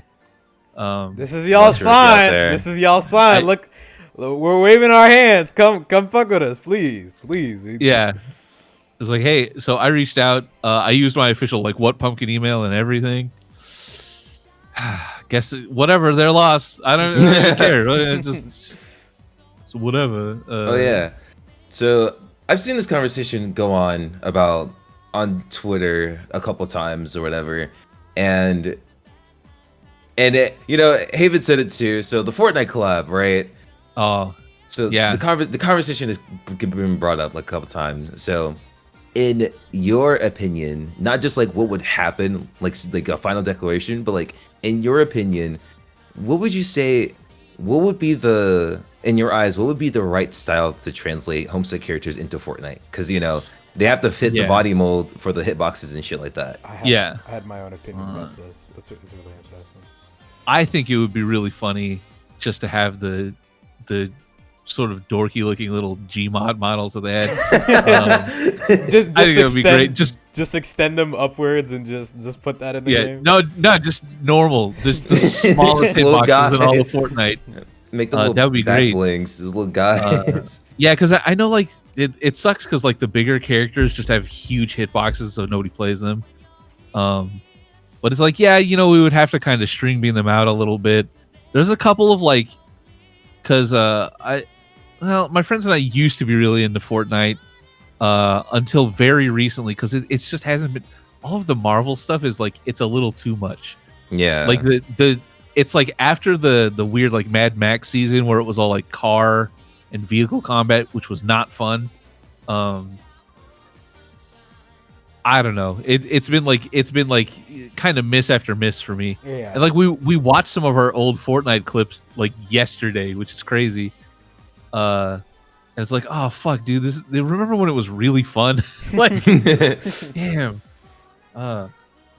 Like the castle season and then like just shit like that where it's like, oh shit, this is great. And maybe it's just nostalgia goggles. I don't know if we were having fun at the time, but yeah, I don't know. It's just the gimmicky weapons kind of aren't good. Like it's like they're neat for a day and then you're like, fuck the shield, fuck this captain, like fuck the Iron Man set. Like okay. And I don't even know what they got going on now because I haven't played it in a while. It was just like, all right. But a Fortnite one, I actually like really enjoyed playing Fortnite. Well, I used to. I don't know. I probably will again. Maybe but to make it better. I want that money. I want that sweet Epic Games money. So that I can pay my team to do so. Like the thing is just like I don't keep it, I got Yeah. split everything we make that's not, just everything evenly. Yeah. Which I guess I'm starting to understand why like other people don't do, because it's like, oh, I got bills and I'm like, damn it, well I gotta pay this to every, it's like it would be so easy to just embezzle everything, but I can't because I'm accountable for a bunch of other people and I like them, like it's not like Just know, Haven, if you get paid a little less this month, then you know who we're talking about. yeah, it could have been anybody. No. I don't know. Look at Cam. I don't know. Anyways, I have a couple questions question. that Sure. are yes or no's. So All right, let's go. I do a lightning round on them. Will the Omega Kids have their own session? Yeah. Are Okay. there? I mean, that's already in the story. So yeah. Yeah. Are there any new characters on the way that aren't the Deltritons? Huh. Maybe. That's more of a for me. Like I think so, but I'm not sure. We will see. Yeah. We'll see. Do these are more open-ended questions, but you can just Okay. give a strong no. Is there anything that you are anticipating like to release, like a movie that you're really into or a game that you see that you're like, damn, I'd really love to fuck with this? Yeah. Monster Hunter Wilds. Real. Yeah. Real as fuck. I love Monster Hunter. PC open beta 31st. Couple days. It's I saw my coming. friends playing it on PS5 last night, and I'm like, I'm never gonna buy a console, but ooh, I almost ooh. It's just the beta, so it's like you get to hunt like 2 guys, so whatever. Yeah, looks great. Do you have a hot take about something currently? Literally anything. Yes. And this was actually a question that was earlier that we skipped towards, like if I have any advice for young creatives or for Yeah. other creatives. Yeah, this is also another It's question. don't put aspiring in your bio. Just say you're that thing. Why Real. would you say that? Does Because I saw. and this is the hot take part of it is industry people won't take you seriously. That's fair. Because it's like if you put like, oh, aspiring board artist, they're gonna be like, so you're not a board artist. Just put board artist. Oh yeah, I remember you talking about this on Blue Sky. Yeah. That's my like current like. It's kind of a take, but Yeah. every single industry creative friend of mine has been like, you're right. Don't do that. So yeah, if you have that in your bio, just go delete it real quick. Yeah. Nobody has to know. Are there any like writing tropes or just story tropes that you personally dislike seeing? I don't care about everybody having to end up in a happy relationship. I don't like. Okay, good end AUs I think are lame. Like it takes away from the original. I'm seeing a lot of people talk about mouthwashing recently, where they're like, "Why didn't everybody just get like? Why couldn't we have had a good ending at the end?" And it's like, well, that would have functionally changed the entire narrative of the game, and that would be a different thing. Yeah. So that I guess that's kind of a take too. It's just like I don't think that everybody always need. The thing is, there can be resolution without it being like sunny and happy all the time.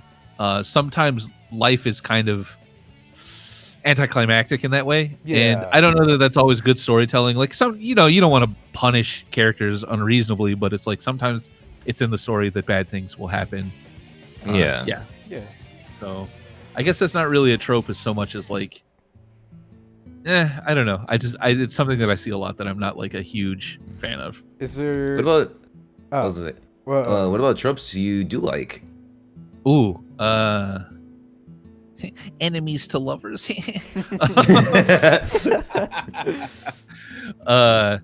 It's corny, but I do love a good villain becomes a comrade, sort of like I get it. I get it. One thing I've seen out of like the really big resurgence of people talking about Gravity Falls as a recent, there's like this really big AU that people have been making of like, what if Bill Cipher after like his death like came back, but he was like really fucking weak and he was just like hanging around the mystery shack as just a little dickhead. just and it was chilling. Like, yeah, it's like I love shit like that. That shit's really cute.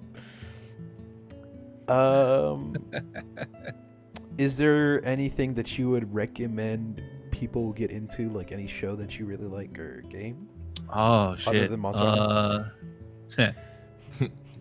I guess like a show that I would recommend if you're like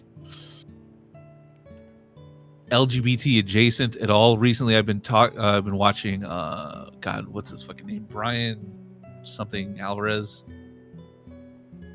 Brian Jordan Alvarez, his show, The English Teacher, which sounds a lot more serious than it is, but it's about him being like a gay English teacher in like Texas, but it's not like rural Texas. It's like the cities, like so that.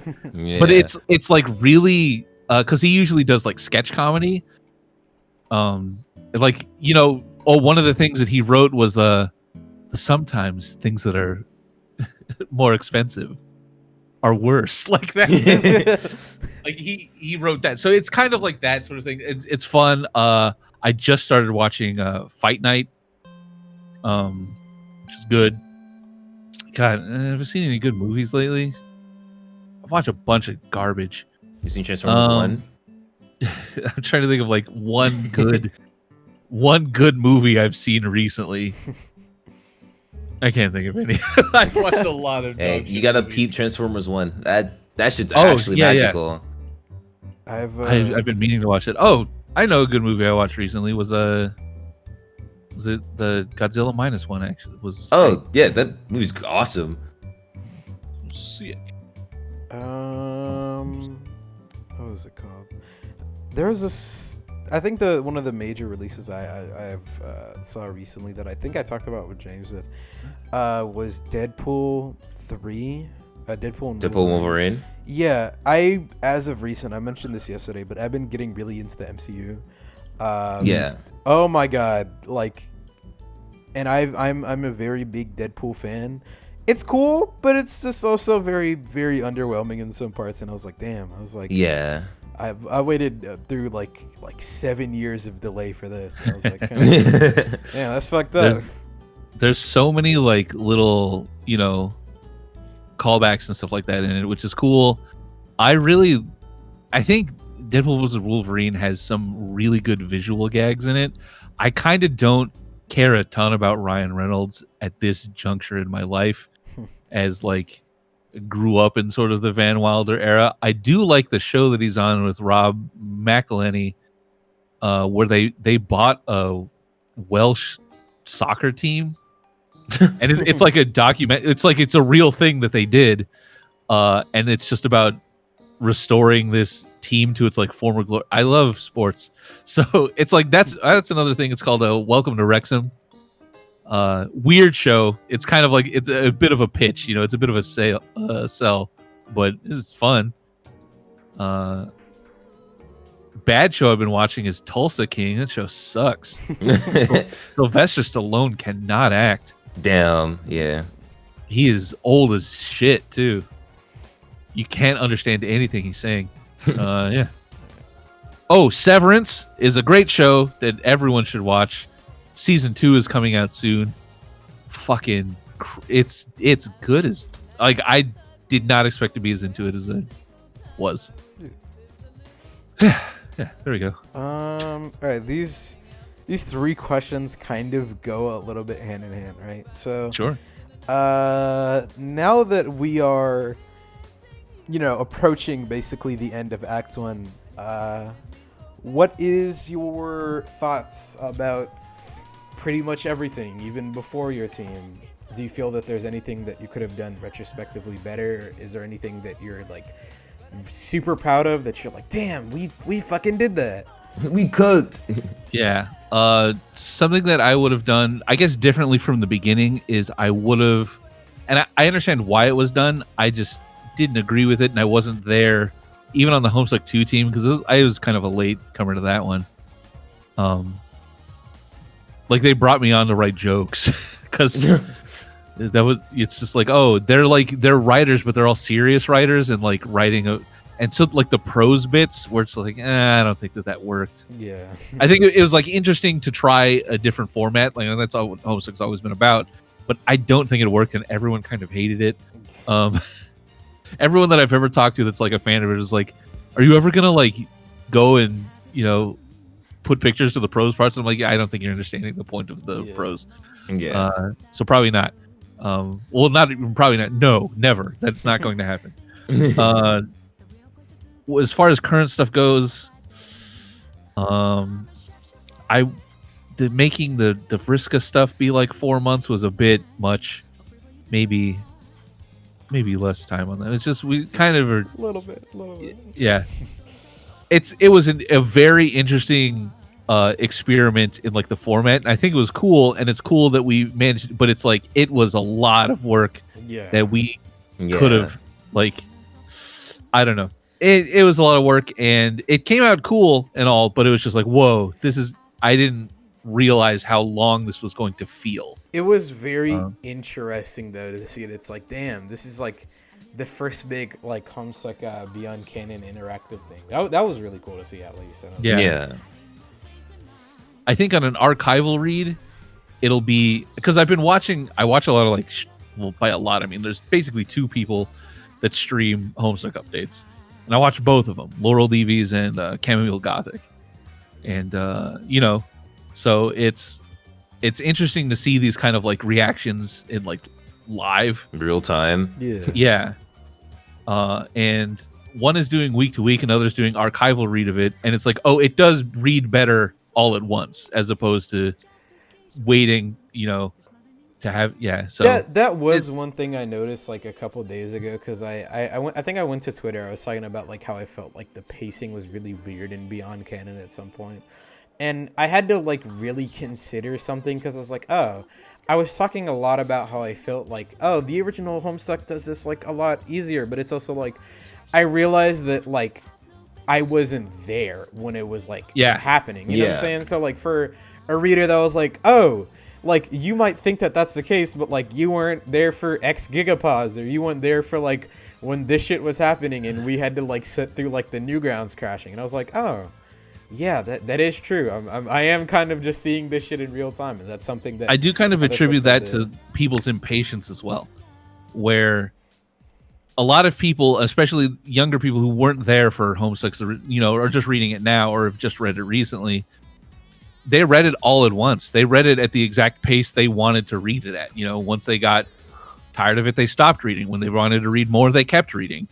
And so now it's like when you leave people wanting more or like wanting to know what happens, they have to wait. Yeah. And so I think that a lot of people with Homestuck especially, you know, like the old heads kind of like no, but you know, they're kind of their own thing. But people are just used to waiting, I think. Especially, you know, like binge watching and stuff like that has been more prevalent, where it's just they drop all of the episode at once. It's like, yeah, I can't do that. You know, like I can't watch 7 episodes of something. I gotta watch 1 a day maximum. It's like, oh, people are so like afraid of spoilers too, that it's just like they want to consume it as much as possible, and that kind of carries over into a thing that's like, you know, it's coming out month to month. So it is kind of slow pacing. That's true, but I can't push the team any more than I already am, because one, it would be irresponsible of me as like someone who's like committed to taking care of these people, and two, I don't know, fuck that. Like, you just wait. It's fine. You can wait. You'll be okay. It's not going anywhere, bro. Yeah. I'm gonna keep making it. What was the other one that connected to this? Are there any plot elements that changed during Act 1's run? Like, oh, like before this update came out? Maybe Actually, we should rewrite this. Yeah. Well, I don't know about we should. It's just one thing that happened. So there's been a handful of things where it's like the way that we were doing writing before, especially in the early chapters of Beyond Canon, specifically in our run of it, is it was kind of a holdover from Homestuck 2, where one person would write one update, and then the other writers would come like, and so it would be like, I wrote this update, so and so wrote this update, so and so wrote this update, so on and so forth. And that kind of happens a bit now too, but it's like it's a lot more collaborative. But in the early chapters, it was like I wrote this one, and you could kind of tell who was writing each part. Yeah. But now it's like, I think starting most majorly in, I want to say the Dave and Aradia and like on the ship update from Beyond Canon, where it was like I wrote it, and then we had other people, like the other writers basically came in and edited it, and it changed a lot of it, and which worked out great because a lot of it was kind of stupid. I have a very like I'm not like I feel like I can write dialogue pretty well, but sometimes it is just like, okay, you need to be serious. Like you need to get a little serious here. And there's that. But then a thing that happened actually before that, in like I think the very like first batch of updates, is the Solix and John part, which our old intern kind of, because we had like a PA intern that didn't last a long time because just stuff happened, you know. Well, no like animosity. It's just like they had other shit to do, and like they weren't really like feeling it, and it's like, okay, yeah, you know. So it had to be rewritten for a multitude of reasons, but it was just like, okay, I think I took the first crack at it, and then there were certain parts of it that I wrote to be a specific way, and like what happened is as soon as we brought Floral on, there was like a misunderstanding that Floral needed to rewrite that chapter, and it changed so drastically, but it was so much better than what I had written originally. And then I think like Haven goes in and like does some like edits on it, and like Miles did some edits. It's like basically that's, you know, started collaborating in that way. Yeah. But it's like it came out so much better, and it's like, oh, that is very different than what was going to happen originally. There's like a part in there where like Solix looks at John, and I really want it, like the Doom symbol appears on screen, like in the like, you know, it's kind of it's like overlaid. And during that part, Solix was going to deliver this really like long sort of like weird like half possessed like soliloquy sort of thing where he like talks about like basically how everyone's doomed. You know, like because he's supposed to be this like prophet, you know. And then it got changed to one line that is just so much better. That shit is cold as hell though, I'm not gonna lie. And it was like, oh fuck, it's like, damn, that's really good. And it summarizes it so much better than what I'd written. And that was like the first experience of like, sometimes you just gotta trust the process, you know. It's like, so that was kind of like a plot point that got, I guess, sort of changed, where it was like Solix becomes less of this character that's like this prophet of, you know, death and doom, and more just like he's just a fucking guy that is like there and so sick of it. Like he's so tired. He's like, please just leave me alone. Let bro play Donkey Kong Country. Yeah, you're in my house. Like, just like, what are you doing here? He's like, I live here. Connecting to the talks about end of Act 1, right? I'd imagine that this is like the thing where you're just like, I don't know, right? What could we expect from Act 2 or even beyond that?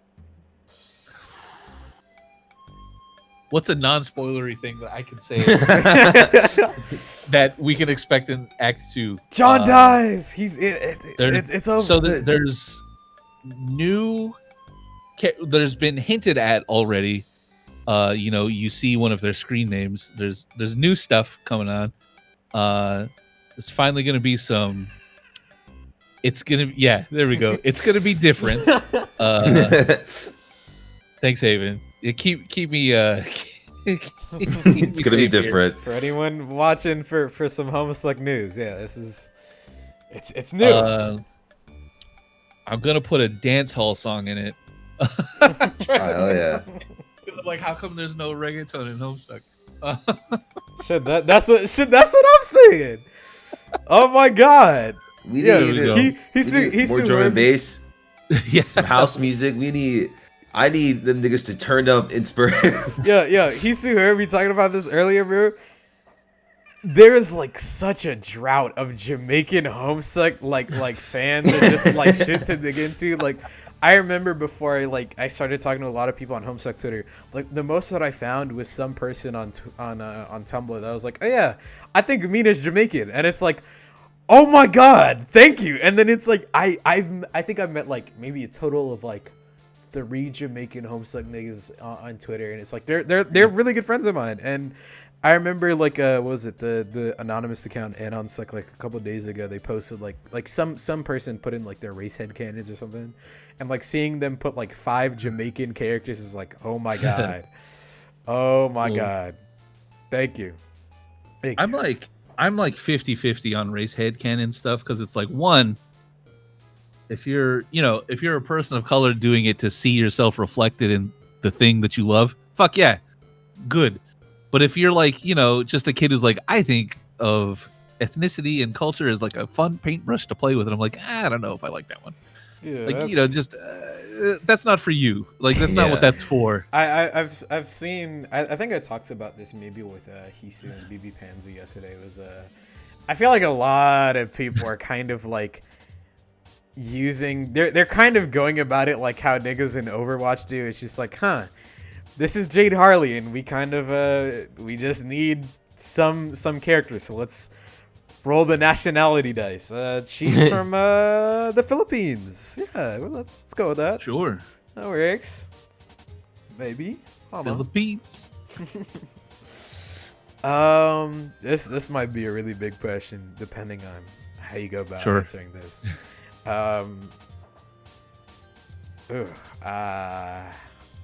I see you mousing over it. Yeah, go for it. What's the deal?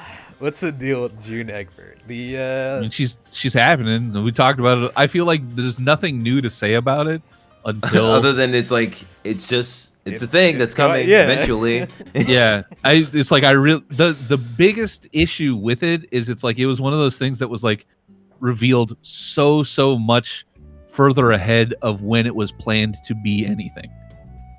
Right. 100%. And it's like this was like early, so and there's people who are better than me at writing, handling it. So when people are like, I don't know if I trust that Roach to do it, I'm like, well, great news. So it'll be a thing that I hope is like, you'll see when we get there. But it's one of those things where it's like not everything is going to be for everybody, but a lot of the people who are like, it's such a strange thing to me when people are like, I'm not transphobic, but I hate this, and it's like, well, you've never even seen it yet. It's not happening. What are you talking about? It's not real yet.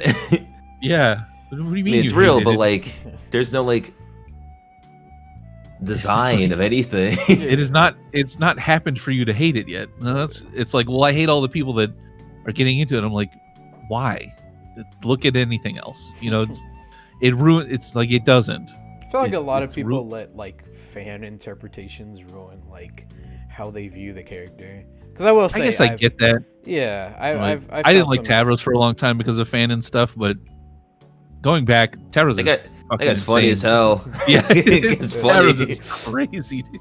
All right, so I think we have about 2 more questions left, and then after that, me and Hisu might just like freeball and just think of some shit off the top of our heads and take sure from chat. Now this obviously isn't a invitation for people to come signing up and be like, hey, let me come work on X thing. But could you ever see the Beyond Canon team like expanding to more people if like the scope of like the comic gets bigger and there's like more money on the table from Patreon or other shit like that? Yeah. So good news and bad news there. Good news is yes, I would love that. We've already sort of talked about it briefly, and especially with this big Flash coming up, we're like, here's what we need to outsource some of this. Yeah. The thing is, there's a lot of, I didn't know. Well, I guess I should have known this. It seems like such an easy, like no-brainer. Artists have a lot of pride, and something that I've been talking to other, because I know people who direct for like they're like board directors and stuff in the animation industry. Right. I'm like, give me some advice, please, tell me anything. And they're like, one thing you got to make sure is that your team doesn't work too hard. And I'm like, that sounds real. Like artists have a lot of pride, and if you tell them to take a break, they won't. It's like I'm telling you as your like air quotes as your boss, you know, stop. Like, and they'll be like, okay, well, I just got to finish this one thing, and you're like, well, it does need to get finished, you know, like okay. And then it's like, yeah, I don't know. So it's like, so for this Flash, it's like we gotta outsource some stuff. This is like a non-negotiable because it's like you guys are up to your eyes and shit like already. Like no, we're getting other people. And so then the bad news for that is we kind of already have a short list of like people that we know we can work with, that we know are reliable, that we know have a quick turnaround time, and we know can do it, you know, because it's like one of those things where it's like, oh yeah, I get like nepotism bad. You don't want to just hire your friends. It's like you want to hire your friends that you know can do it. I'm not just gonna hire every person I know willy-nilly, but it's like, you know, I happen to know a lot of very capable people because those are the people I like to hang out with. Yeah. And so like and also it's not just like me handpicking people. It's like I went to the team. We had a meeting about this not long ago where it was like, who do you think would be a good fit? And there's like basically a short list of people that it's like, okay, these will be the first people that we ask to contribute. And it's also a matter of like, I want to pay them. So I can't just there's so many people that'll be like, I would do it for free. And it's like, I'm not going to let you do that. Exactly. Because it's like, I did that and it ruined me. So like, Yeah. Shit hurt, yeah. Yeah. That shit hurted. Yeah. So don't do that. It's like, I will not allow. So many people just been like, I'll volunteer, and it's like, damn, you do great work. I cannot allow you to volunteer. So we will think about how to pay you. Not a ton of capital at the moment, but we're working on it. So yeah, but I mean the short list is ever like expanding, you know. So it's not all for naught. As far as like, I think writing, we're probably good because it's like there's.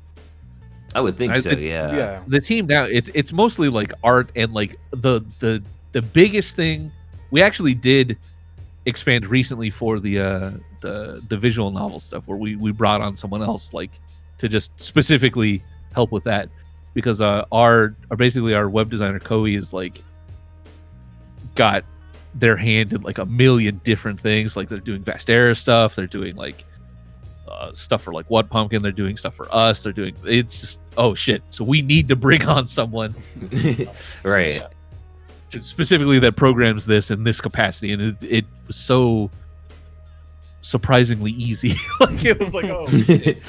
Wow, this is what it's like when you just bring someone who's specifically good at this.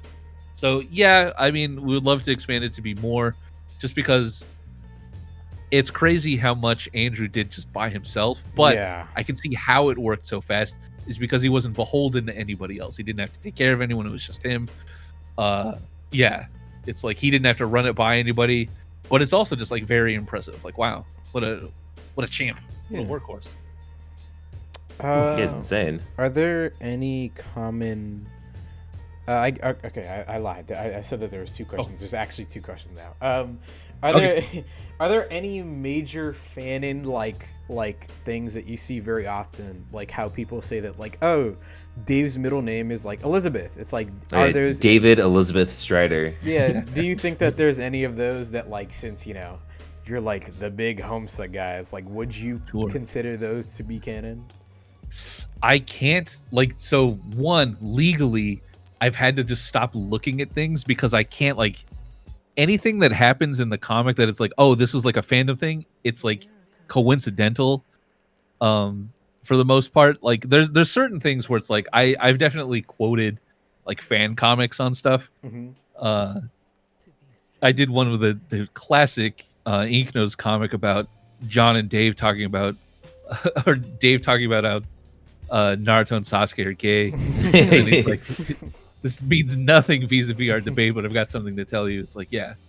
But there's certain stuff where it's like, I kind of had to stop looking at things because I don't want to take ideas. I don't read fic, so that's one of those things where it's like, that's an easy. But I guess a fandom thing that I think is like good, I don't know. there's a lot of stuff. I know there's a lot of fandom stuff that I'm like, nope, that's totally wrong. And never, like, nah, get it out of here.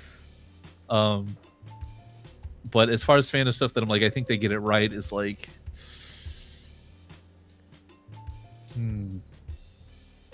there was something about being like, I saw that I did like where it was like, oh, the lower caste blood trolls are like warm blooded.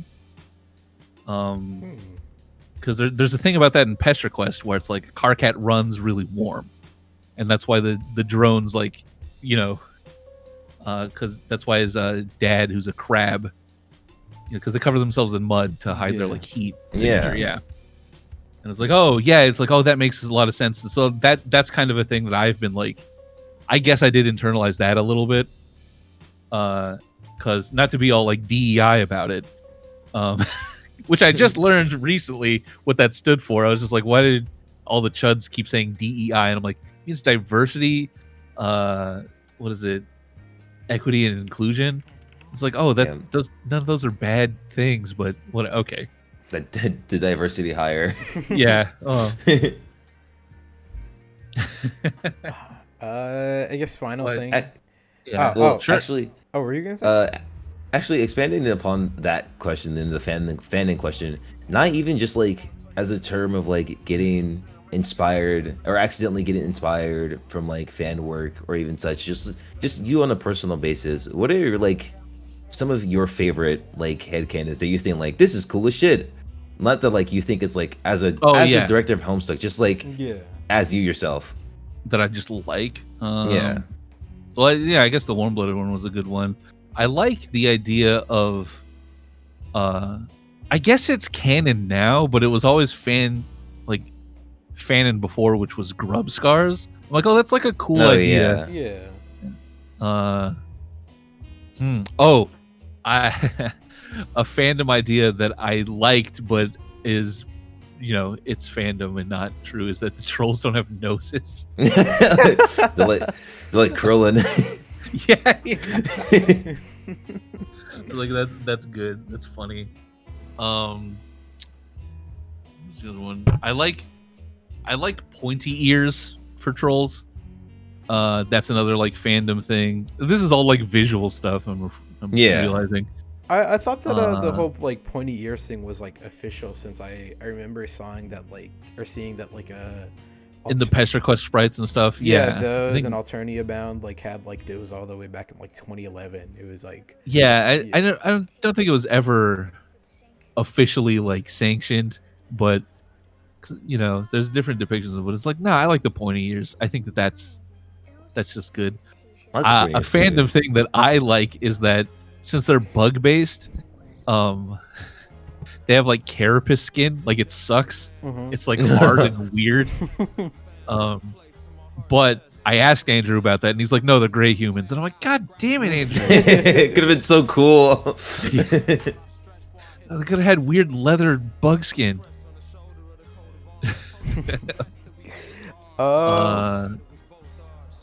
There's some fandom stuff that I don't like that I think sucks, and a lot of it's visual too. I don't like it when people make them like mammalian, when they like give them like the floppy donkey ears and like a tail, and I'm like, why? They're bugs. Come on, we don't got to make them more like terrestrial. They're aliens. Very true. Whatever. I guess the final question would be, are there any like big funny like stories from behind the scenes? I mean, it's just kind of like, these are all very funny people, and I really enjoy their company. So it's behind the scenes stuff. It's like, there's it's just, it can't talk about any of it because it involves characters that have not appeared yet, and it's like, something that it's like they keep drawing them in the chat, and I'm like, we can't share these yet, or maybe ever, because some of these are so like, this is so fucking dumb. And it's like, sitting on that is like the biggest challenge of my life, because one, I like these new characters. I'll leave it as vague as possible. So much there, and even like the Omega kids are so good and they're so fucking funny, and we just haven't gotten into it yet because they haven't had their time to shine because we're dealing with all these stupid bullshit these adults are doing. And that's middle of fucking war.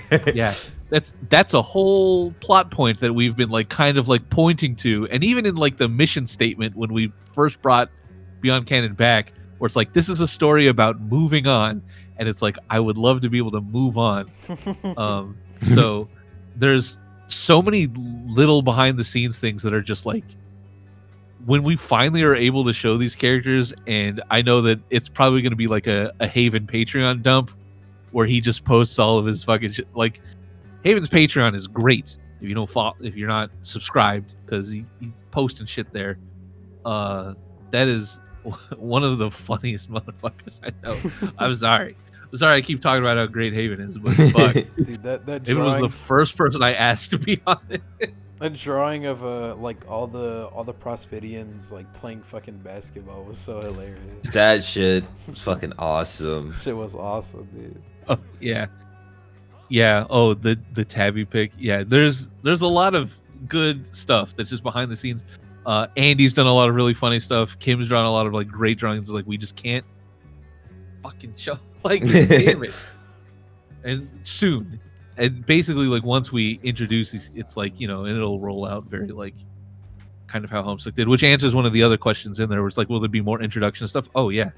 Oh, they're all gonna get their page, which is great. Like, that's the kind of stuff that's like the legacy that I don't mind living up to, is like, yeah, give them their introduction page, please. Yeah. Harry kind of got one, which is like good. Okay. Giffy kind of sort of got one too, which is like, okay, but they'll get a proper one with sprites and everything. And hopefully a rename, because that was... I got no comments right now. No, I can't say nothing. I guess that's it for the questions that we wrote down. Sure.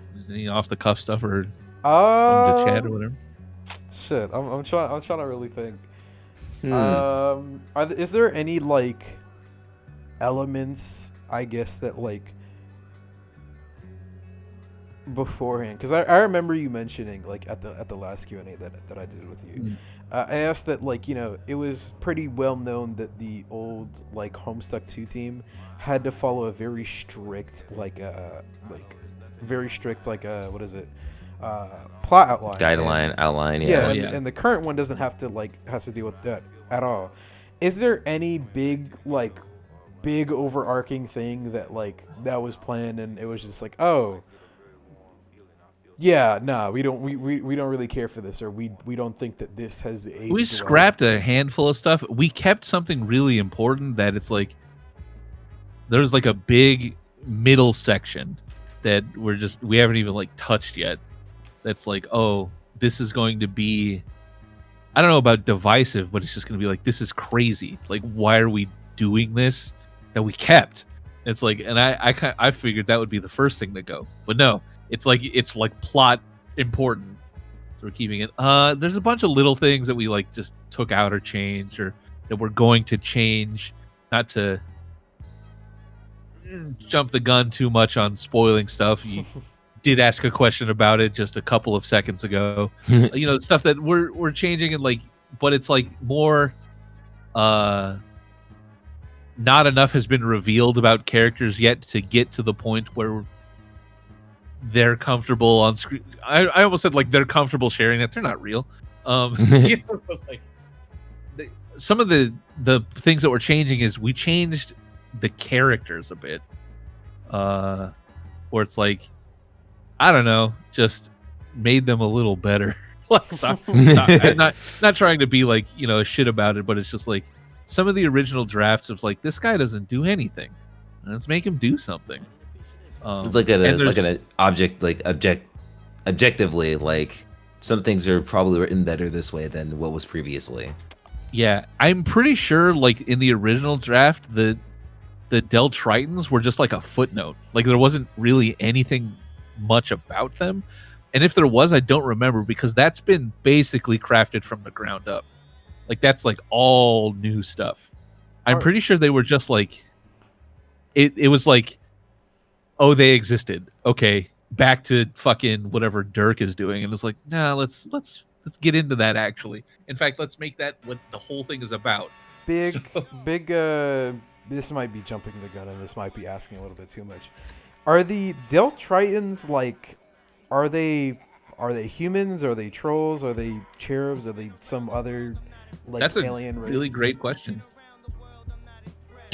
or artificial humans or whatever the fuck. There, that's a really good question that you will find out the answer to in due time. Haven just shh. Yeah, dude, shut the fuck up. I'm reading the breadcrumbs. I'm seeing it. Like The breadcrumbs are like for those that wish to seek it out. It's all there, but you're gonna have to figure it out on your own. Like that's just. you're gonna create some new like Homestuck theorist who's like, I want that. That's what I want every day. You know who's back is Blade Kind Eyewear is back, and that's like the most flattering thing that could possibly. You don't know, old school Homestuck theorist came up with inversion theory, and they're back and they're loving it. And I'm like, this is like the greatest endorsement I could ever have. There's a couple people who like I will check in on occasionally. There's like, oh yeah, because they'll like live tweet or live blog it or whatever, and I'm like, oh fuck, yours the opinion that I care about. Yeah. Yeah. So I want to hear what you have to say. I don't care about anybody else. Trying to think, kind of hard. Hisu, do you have any questions? Brainstorming. I guess one would be specifically, I guess, album and also act wise. Just a personal question about Homestuck. Sure. What would be your favorite album? Just a specific album, and what if track also from that album, but also what it was your favorite act. Ooh, okay. His favorite album was I don't know if it's on 1 or 2. I guess it's 1 through 4 now is my favorite album. Haven, you probably set some fucking theorist off with that, man. I'm not gonna lie to you. Yeah. They're already there. Oh my god. But then I gotta go read the epilogues. You see what you're doing to me? I can't. Yeah, the thing is just a lot of people have just haven't read the epilogues. Which I'll admit they are kind of like sometimes can be a chore to get through. Yeah. They feel very punishing in a way that is like It's very gut difficult punchy. to. Yeah. That was the point of them. It was to be that, to show like, and it's like that's cool and all from like a meta writers. This was like a writers wrote this to be writer, like that kind of thing where it's just like, oh, whoa, cool, you made something that shows how it like what happens when the story goes on after it's stayed out its welcome, but it's also like, man, it just feels kind of mean sometimes, like but parts of it that are great, and there's parts of it that are like Jesus Christ, and we kind of have to deal with that now. But it's all there. Yeah, there's little bits of it here and there, and it's little breadcrumbs to follow. It's fun. I love the theorists. I kind of got lost in the sauce about whatever this question was. Oh yeah, yeah. What were you talking about? My favorite album. Act. Yeah. Favorite album, if song, and also act. I love Act 1. I love Act 1 and Act 2 just of like doing stupid nonsense because it's like the target demographic shifted quite a bit. But I was in that original group of like 20 somethings who played adventure games when they were children, so like inventory jokes and like stupid shit where it's just like some of my favorite jokes in Homestuck are just like these like stupid like one-liners about like when Rose fucking fixes John's bathroom and just says like, the perfect crime. It's like, it's so fucking funny. And then my favorite joke in Homestuck is when John thinks that trolls don't like cleaning products and there's an imp holding a broom and he just drop kicks him and he says, get that shit out of here. Yeah. He's like really mean to him. It's like, that's like my favorite joke in Homestuck. And it's not even like super funny. It's just stupid, It's so silly. I and think that's, yeah. I was like, I think I'm with you on the whole fact of like, dude, I'm the biggest fan of Acts 1 through 4. I not just because like I love the kids, they're awesome, my favorite, but also it's just like there's a certain vibe that Homestuck brings like to the earlier acts. That's just like, man, this really does just feel like they're playing a game and they're trying to get in and out of a situation that makes it fun and interesting to read. I guess that follows through also in Act 5, Act 2, which is one of my favorite. Act 5, Act 2 is my personal favorite act. That shit's kind of peak, I'd say. Had some really good highs, interesting shit like throughout, even like through the webpage, through the story, through the characters, even through the art, because that introduced like, because you know, as an artist and animator, is like, wow, this shit's like fucking awesome, because it introduced what the fandom calls like the bean mode, had a lot of hero mode moments, you know, shit like that. It was really fucking cool. I'd say the bean mode thing was real too. That was there's a design doc about, it's like the hive swapification of a lot of the bean stuff is there's like an old design bible for hive swap that's like, it just says the word bean in it like 7 times. But it's, you know, it's like showing weights and stuff and how to like, when a character steps, this is how it works. I've seen it. I've had to reference it. I will say, I don't know if this is necessarily a hot take or if this is just because a lot of my favorite characters from the comic like exist within this one part. I'm an Act 6 soldier until I die. I'm not gonna lie, I hear a lot of bad things. I hear a lot of people talk about it, and I will also attribute it to the fact that Act 6 is really damn long.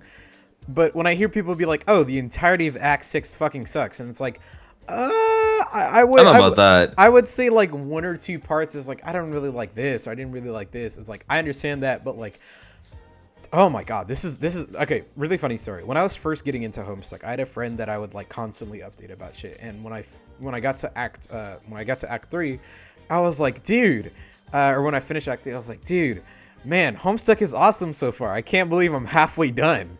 And I was like, and then it was like, oh no, Act 6 is half of the comic, and that's something that always rang true in my mind. Is like, people are like, oh, Act 6 is terrible, and it's like, you're telling me that you don't like a literally 50% of what goes on in this entire comic? It's like, I don't know. I really like the Alpha Kids, and I like their starting shenanigans. It's really interesting. I think the starts of Act 6 because it's like you have the very home campy shenanigans that like the Alpha Kids go through, but then you also see kind of that extraterrestrial kind of shit on the Meteor, but it's also like, this is a bunch of really, you know, fun campy character moments where it's like, Carcat and Dave drawing a bunch of dicks and like it's like, that's funny. I like that. I like some of the more plot heavy elements of Homestuck. It's something that I've wished for a lot of it to continue on.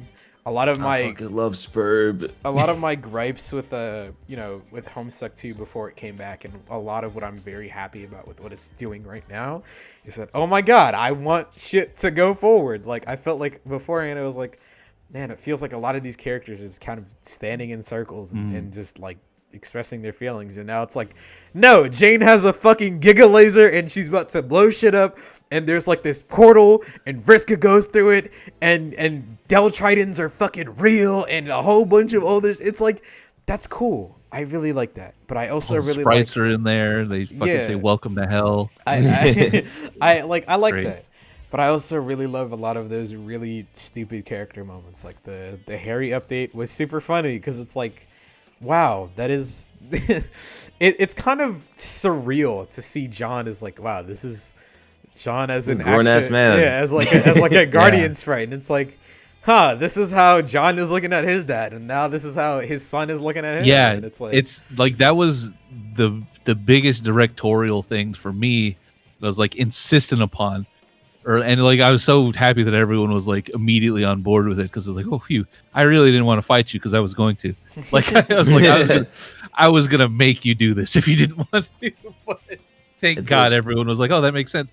It's like, when it's from the perspective of the kids, the adults look like adults, and when it's from the perspective of the adults, you know, they don't. So It's like, yeah, we gotta. I really like that because, to be honest, I love the Guardian sprites, but I have a very, very, very big fondness for the original like Homestuck sprites. Yeah. And whenever I saw people being like, "Oh, this is like I hope that they abandon these sprites forever." It's like, I like that that y'all are incorporating more, but it's like, man, it'd feel really weird if I open this webcomic and like a lot of it is just these big ass like characters, and it's like. Yeah. Damn. Well, that's the thing is it's a matter of personal perception. Until, it isn't. We'll see. Let's see how it goes. But yeah, like when it's from Harry's perspective and it's like Roxy and John are like adults and Gart, and it's like, oh shit. Yeah. Yeah. That was great. Dude, it's like whatchamacallit? When I saw the Guardian style, especially in the perspective of like Harry, it's like, wow. It's like, of course, these are no longer the kids we saw like grow up and shit, but it's also like it's definitely hitting home that like these guys are like they're really grown up. Like and it's like it's a cool art style shift too, because then you could play around with the fact that like they look so much more like their parents or like their counterparts when they're adults and shit like that. And it's like, wow, it's really just fucking cool as like a visual thing. Also, it's like it's fun to also see the sprite style of it as well, because then you can mess around with like the different shapes that each character can take.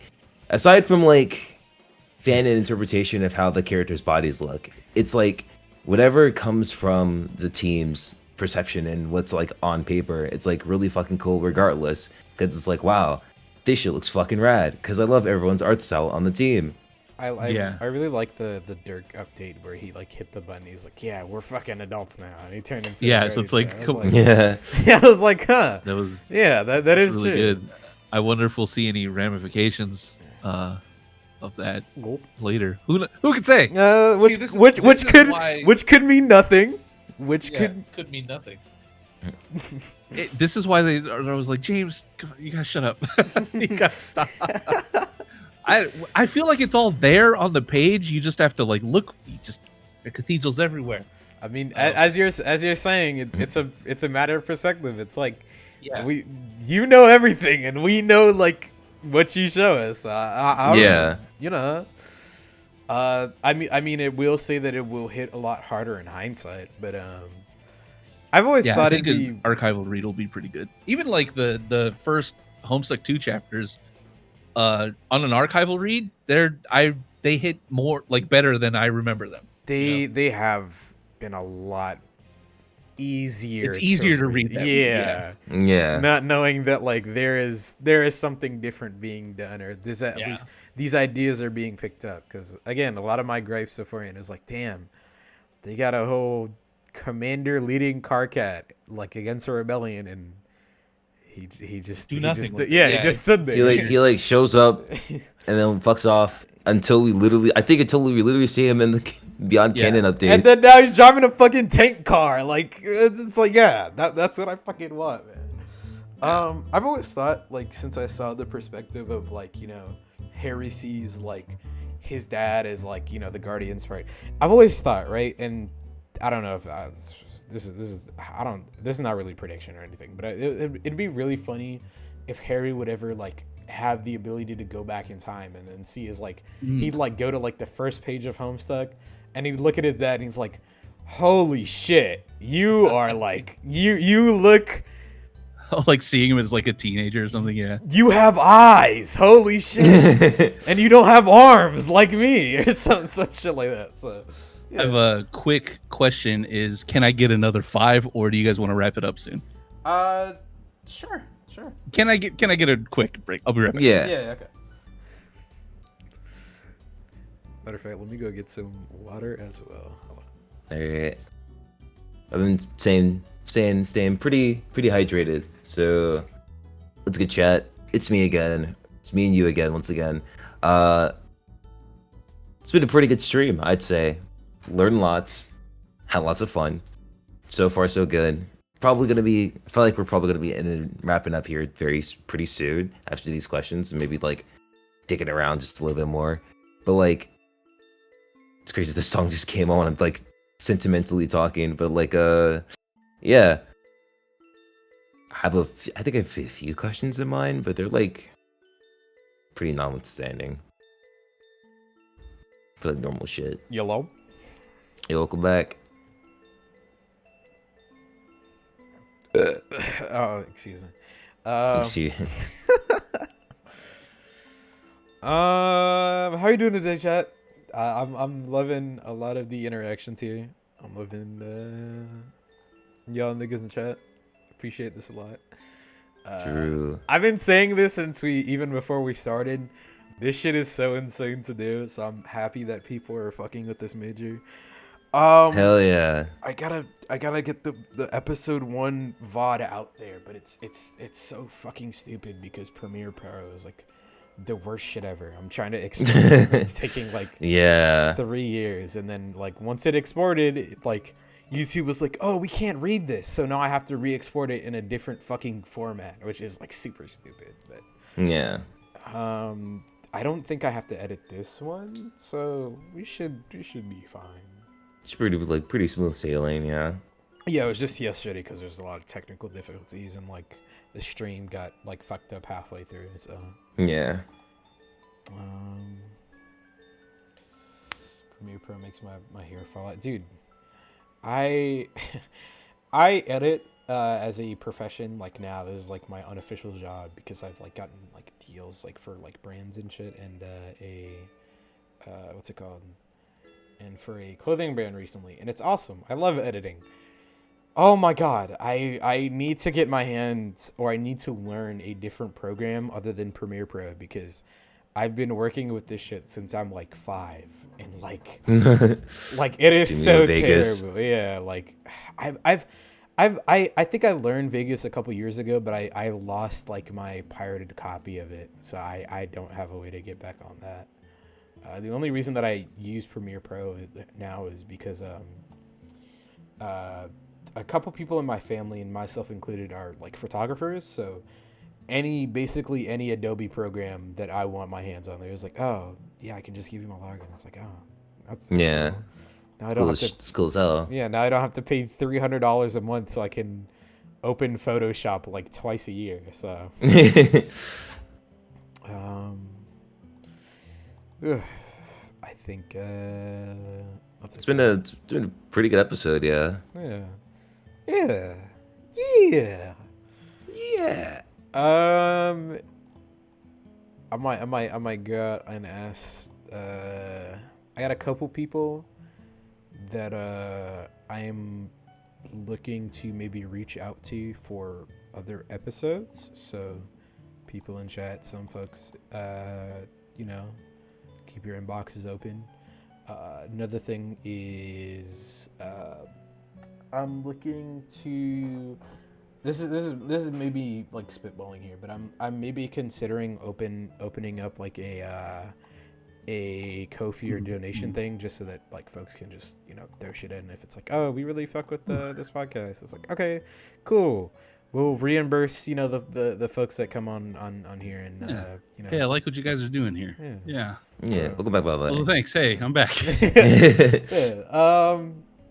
I also want to drink like two whole bottles of fucking electrolyte infused during this. I'm like, oh, it's not holding. Yeah. Oh my god.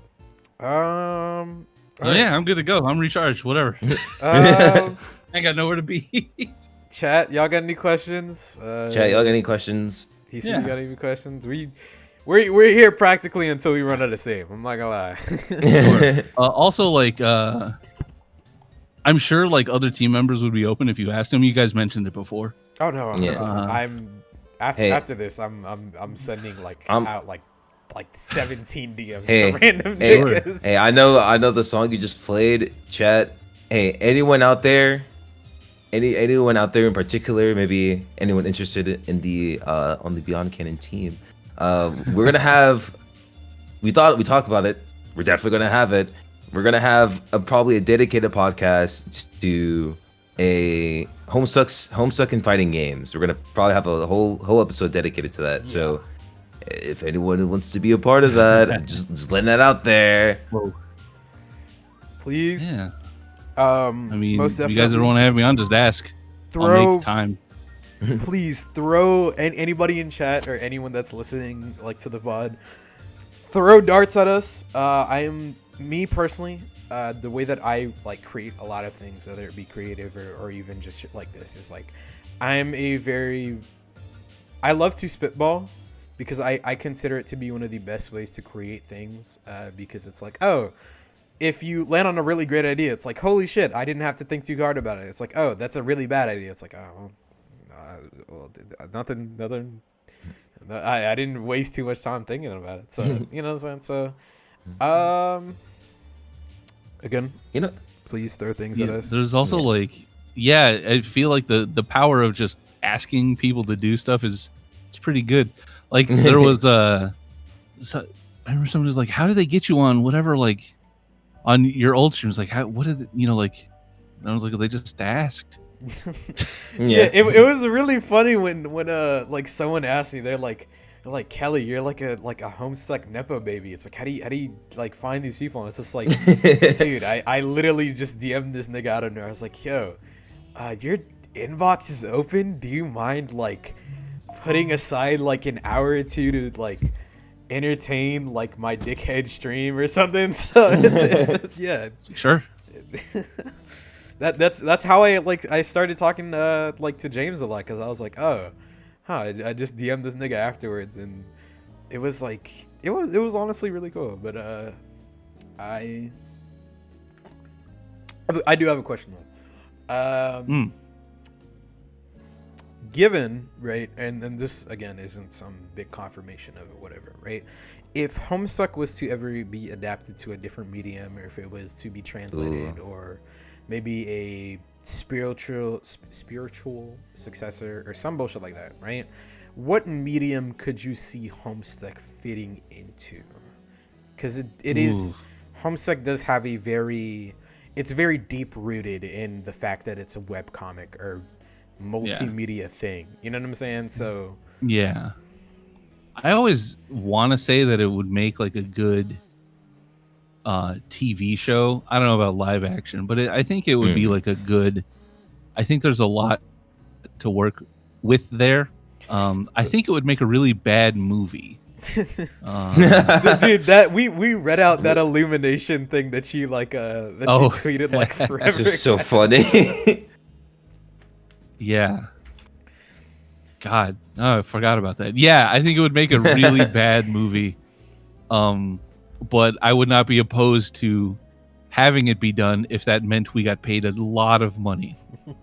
The Homestuck movie trilogy. I'm just saying. I would be very psyched for a Illumination movie, because it'd be kind of funny. Like it'd just be funny to see. Yeah, I mentioned it yesterday on stream, but it like at the start of every Illumination movie, they like dress the characters that are in the movie that like aren't like, if it's not a Despicable Me movie, they dress the minions as like the character from there, and it's like, it would be really funny just to see like like these minions dressed as like Rose Lalonde and Carcat just walk out and just start saying bullshit. Jesus Christ.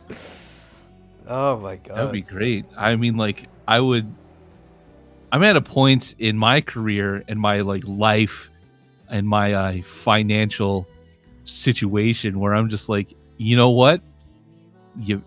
I'll say yes to any. Like, you got the money? Like, yeah, okay. Like, honestly, that's actually I got approached to do like an AI thing recently, and I had to say no. That was like I think that's like there is like, you have to kind of draw a line for yourself, but a fucking harmless Illumination movie, yeah, okay, fine. Andrew, sign this. Okay. Yeah, here we go. We get some questions in chat. Sure. Homestuck sitcom. If it was a live action Homestuck sitcom, right? A community type thing would be really funny. I'm not gonna lie. Yeah. I would write for it, sure. I feel like a lot of my writing is I write very sitcom-y, where it's just like conversation, cliffhanger, conversation, like, you know. Yeah. Yeah, that's like my writing style. Because I'm like in my mind when I'm writing it, I'm framing it like a TV show, Right. where I'm thinking about where they are in the room and how because that's my background is with that is I was like I had two choices when I was a senior in high school. I got a scholarship to music school and I got a scholarship to film school, and I was like, my thesis film sucked, but it was enough for somebody. And I was like, damn, and both of them were in New York. And I was like, so I picked music because I don't know, it's easier. It was easier. Yeah. But so even when I'm writing now, I like frame things in the way of like, I'm thinking of it as like a screenplay where I'm like, oh, character enters from, this. Okay. Like I'm doing like external day, wide shot, slow pan. And then like, so that just happened, but like very like TV. I don't know. I think that it would be really fun to do a sitcom, but it would be stupid. But I think Homestuck has to be a little stupid. It's its charm. It's its humor. Another question, even though it may be maybe a little bit obvious, given what you've got going on here, which one of the trolls or even just characters resonate with you the most? I don't know, man. Yeah, I never talk about it. For a long time, I would obviously I think Aradia was the easy choice, because of her whole arc of basically being about depression. Right. And it's like you don't like any of the things you used to like anymore, blah blah blah blah blah, and then feeling alive again. And I originally really connected with that, and that was my favorite thing. I think right now, story wise, who I connect with the most, just Equus, just being too strong all the time. No, it's probably still like on a personal level Aradia, but like I've grown to appreciate like every character a lot when they suddenly become like your children that you have to like care about. It's like, oh shit, even Tavros I like. Damn, I still don't care that much about Aridin. I would say not at all, actually. But yeah, I don't know. It's like I can connect with all of them at least a little bit. It's like realizing how well these characters were written, and how human they are, I guess. Yeah. Somebody asked. Oh shit! That would be okay. Never mind. Yeah, I was gonna read off that question you just answered. Yeah. Actually, I also have a question for myself. We talked about this yesterday in the topic, and somewhat of the topic of like niggas in Homestuck, right? I guess this also goes to Haven if you're listening as well, and if you're still like here and listening. What are your thoughts on like? So, me, Kelly, and Panzu talked about this the other day. How like, with a lot of how early Homestuck is written, especially from the characters' just backgrounds and what we gain from them or what we learn from them, especially the Strylons, it's like when you think about it or just put it into perspective, you think like you could potentially see it, even as Hussey wrote the characters, not having any like racial diversity, or they're just kind of just little guys. You can kind of experience or just guess that like, hey, these are like very like sharing qualities of like a family of a person of color would have, right? Yeah. What are your thoughts on that?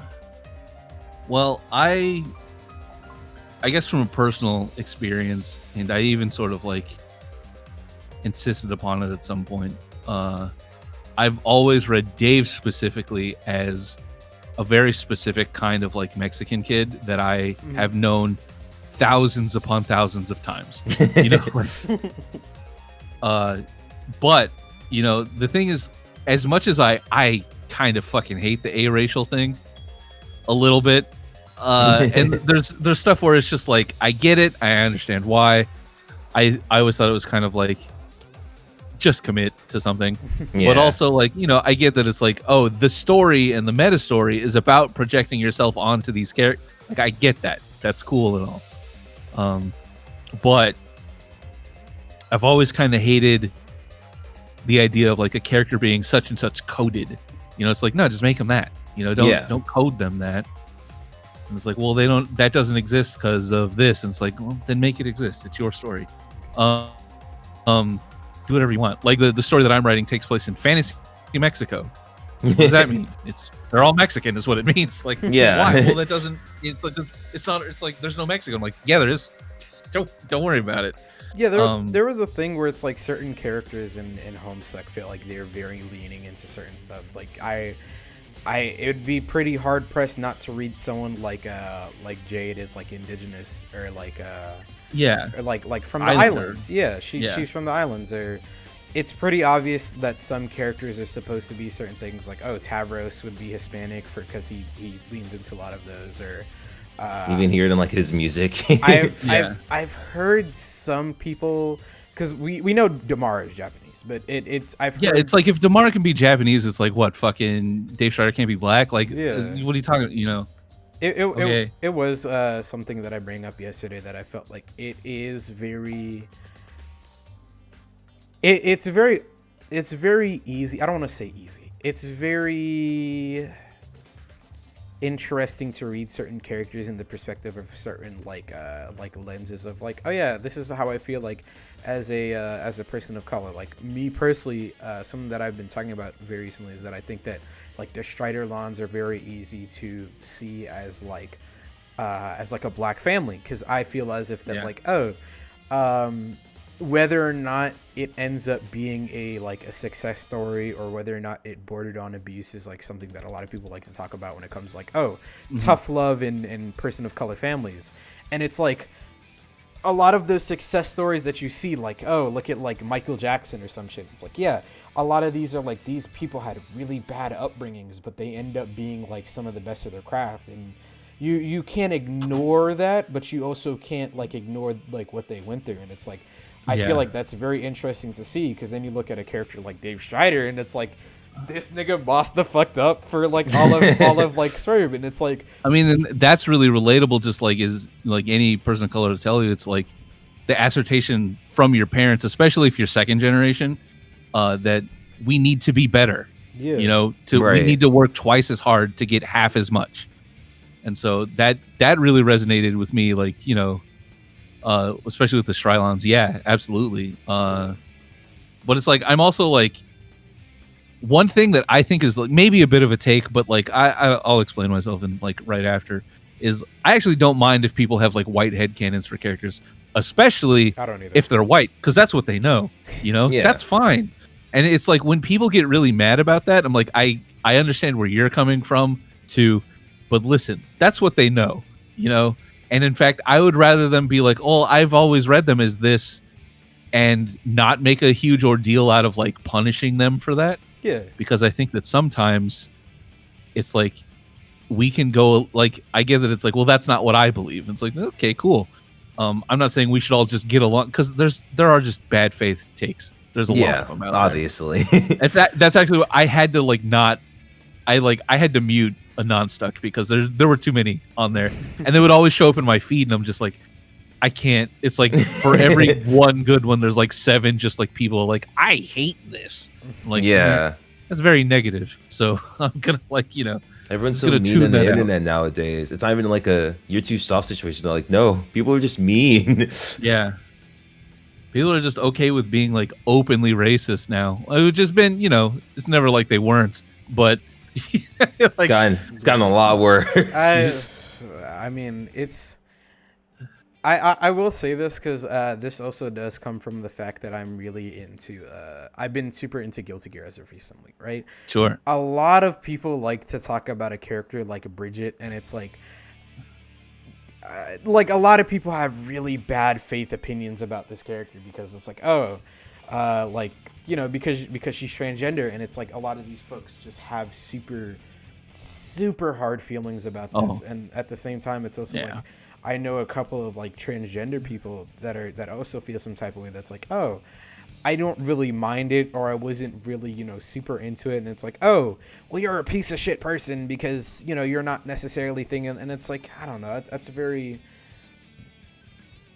that's very, you know, it's very weird. And I also think you kind of gotta let people live their lives a little bit. Yeah, you know? I feel like with especially with Homestuck, when it comes to the whole racial ambiguity thing, and also that a lot of these characters are very open-ended, is the fact that like there are people who are going to read things like as their own thing. Like as you mentioned before, that you saw that it was very easy for you to read like Dave is Mexican. I saw him as very easy to like read him as black. I as much as I like to say and like to dissect like, oh, I think that the Striderlons are etc. It is so completely fucking believable for me to be like, oh yeah, Dave is a white kid, and it's like, yeah, that's also fine. Yeah, he listens to fucking Snoop Dogg in 2008, and he like he thinks katanas are really cool, and it's like, yeah, I could really see that as just some really dumb white kid from like the 2000s who really loved. Dave Strider got really into DaBaby. I made a joke one time that I thought Dave Strider rapped like the Lonely Island. No, that's what he sounds like when he raps. They're like, "Fuck you, man." I'm like, "Yeah, it's funny." I thought it'd be always like kind of funny if that's the one thing that like I don't know if you can necessarily talk on this, but like this is one thing that I wish that like we had a space where a lot of like the older Homestuck characters were there to interact with some of the ones currently, because I feel like a lot of some of the old characters like that have been dead for years. It's like I would really love to see like an interaction between Dave and Tavros again, or what if it's like, oh yeah, we see like Nepeta talking to like Jade, and it's like that'd be cool. And you know, for some characters it is nice to like think about, oh, what if Solix talked to Jane or something, but it's like that's cool because those two characters are alive. Nepeta has been dead since 2010, so it's they got to get into that a little bit into like Pest Request, which I was really like that about it, but it's like, you know, some of those were kind of hit and miss with like how they were written, but and there's so many like great. Pest Request was a crazy thing to work on. There's fly on the wall in that place was like, whoa, it's just bananas. It was bonkers, but it's like, I mean, I really like that about like the idea of that. So it's like, that's cool. And we were gonna do more with that, and then didn't, because there's the great sundering of like Homestuck stuff that happened for a while. Yeah. But now we're back. We're back. I wonder if they'd let us do more of that. Well, that story's over, which is, we ended it. Yeah. But we ended it before we were meaning to originally. We were going to do all the before trolls, which is crazy because like I have such a strong opinion about the complete irrelevance of all the before and trolls. Yo, but people love them. Oh my fucking god, dude, you get it? Because my problem, and I think I talked to one person on Twitter about this beforehand, is that like my biggest gripe with Homestuck as a whole, and I've said this about Beyond Canon, and I will continue to say it, is that I am so mad that a comic that has so many interesting ideas has so much shit just laying on the floor that we don't even know will ever be talked about. And it's like I like some of the, like before, and I was like, yeah, I really like the Commander Karkat stuff, and then now these coming back, that's super awesome. A lot of these like trolls, like the before trolls, it's like they're cool, but it's also like a lot of people they're not expecting more of them, and that's what frustrates me personally, because it's like, okay, I want you to expect something out of like you expect that Jade is going to have some major development, or that this character is going to come back, but you're so content with like Latula like saying 2 lines, and it's like, no, nigga, I'm like perfectly content with Latula. think more, please, think more. Like, it's so fucking frustrating because it's like we saw like I saw a tweet that was like, oh, the like missed out potential, like the the potential of these characters. I'm like, potential? What are you talking? It was like two. They said two things, and like that would they served their complete purpose, their whole function. You know, people are like, when is so and so coming back? And I'm like, they did everything. They're a bit character.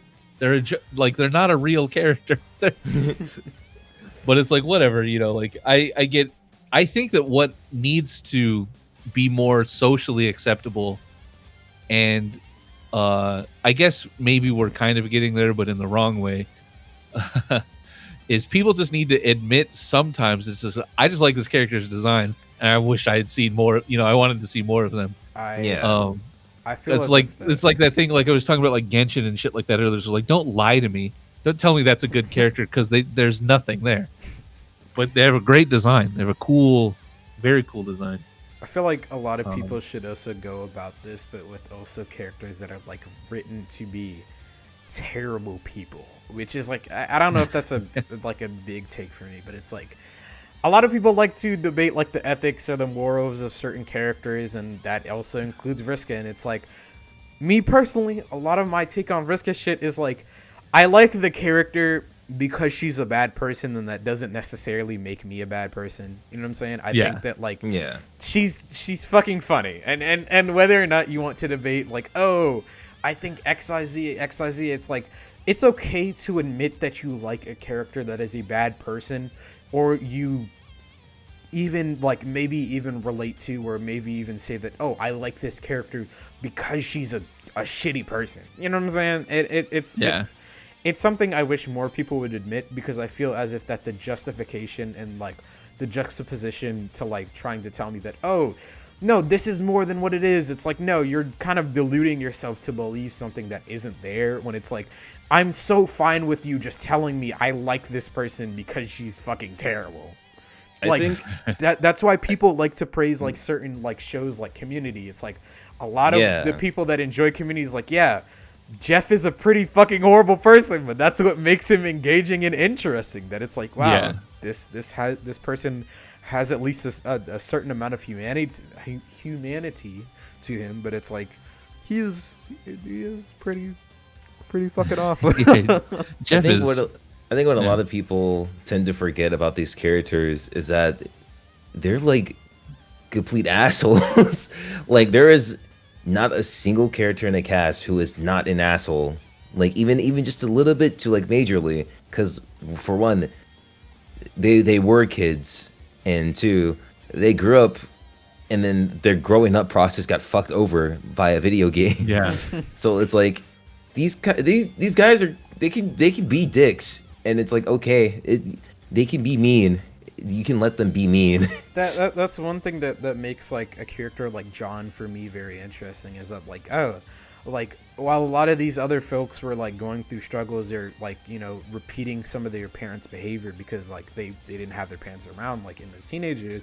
It's like, wow, John really didn't ever like, you know, like he didn't really den, and it's like, that doesn't mean that he didn't grow as a person, but it also was something that's like, yeah, I feel more secure about myself in XYZ aspect. So I don't know, that's something that I find very interesting. But it's also, I mean, there's no way that isn't stunting in some way too, and I guess, yeah, you know, we'll see how that pans out, which could for mean John. Nothing. I feel like, well, John's a great character because John's a shithead.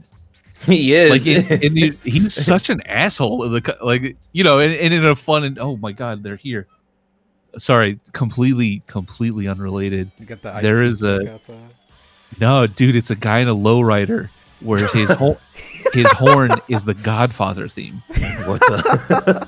Yeah, dun, dun, dun, dun, dun, dun, dun, dun, dun, dun, dun, dun. Every fucking, and he comes by every day at 5. I think he just gets off of work and he just hits it like 3 or 4 times as he's rolling down the street.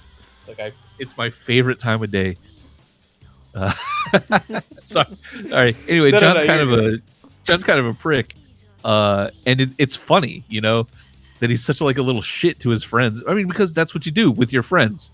Yeah, that your friends, and I cannot stress this enough, chat. With your friends that you're already friends with, don't do it to strangers. They don't like it. Every creative person you've ever met There he goes again. Fuck yeah. Sorry, the guy is just on the sword like right outside my house. And so every creative person you've ever met hates it when you're over familiar and they don't know you. And they won't tell you because they're usually too nice about it. And they rely on fan interactions to make a living. And so they can't say that they don't like it, but they do not. It is. So It is. don't- It is most likely so crushing if you like met some nigga that you're like, damn, I really like this person's work, and it's like, can you like step back for a little bit? I'm trying to get some coffee. You know what I'm saying? So Yeah. There's like a lot of like weird when people will, because there was a very brief period of time where people would recognize me in public because I would post my pictures a lot more often. And it just in like, around conventions. Never like one time outside of it was like, are you James Roach? And I was like, fuck, dude.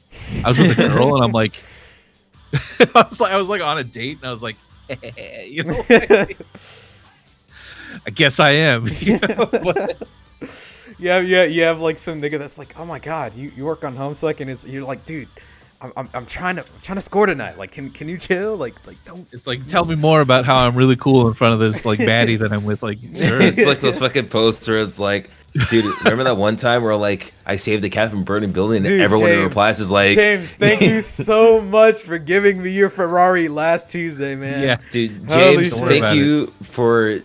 thank you for sending me $10 billion to go skydiving with me and my grandma. Those That's why I'm broke now. Those kids from the orphanage you saved, man. They send me letters all the Yeah. time to give to you, man. It's just too much. It's surely too much.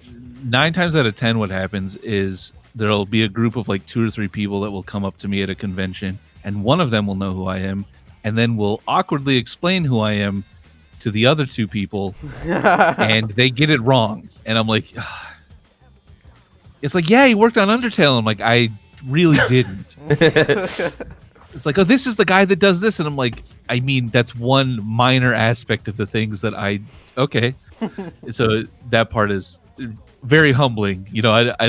I've never seen myself as like that guy, I'm like, I'm just some fucking dude online. Like, that's cool. Yeah, but yeah.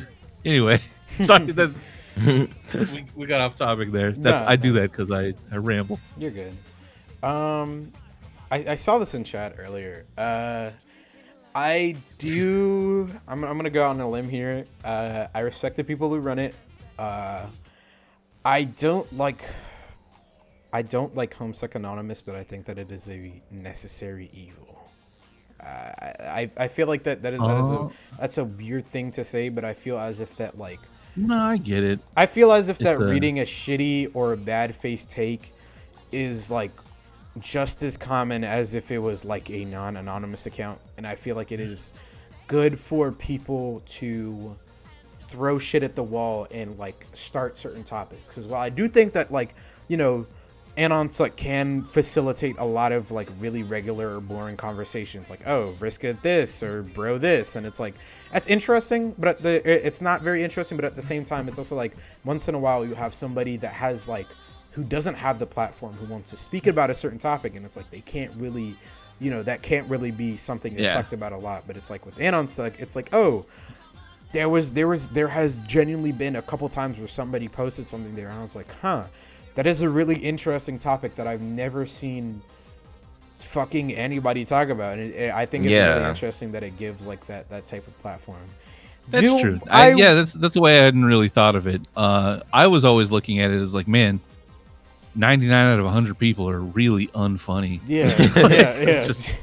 Do I wish that there was more quality submissions? A little more quality control on it? Yeah, it'd be great. It'd be awesome, but at the same time...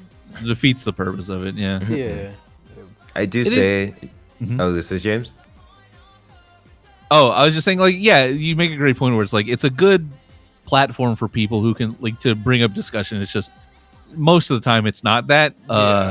But when it is that, I do agree that it's like, oh, that is like a great thing to get people talking. I just wish people were more interesting most of the time.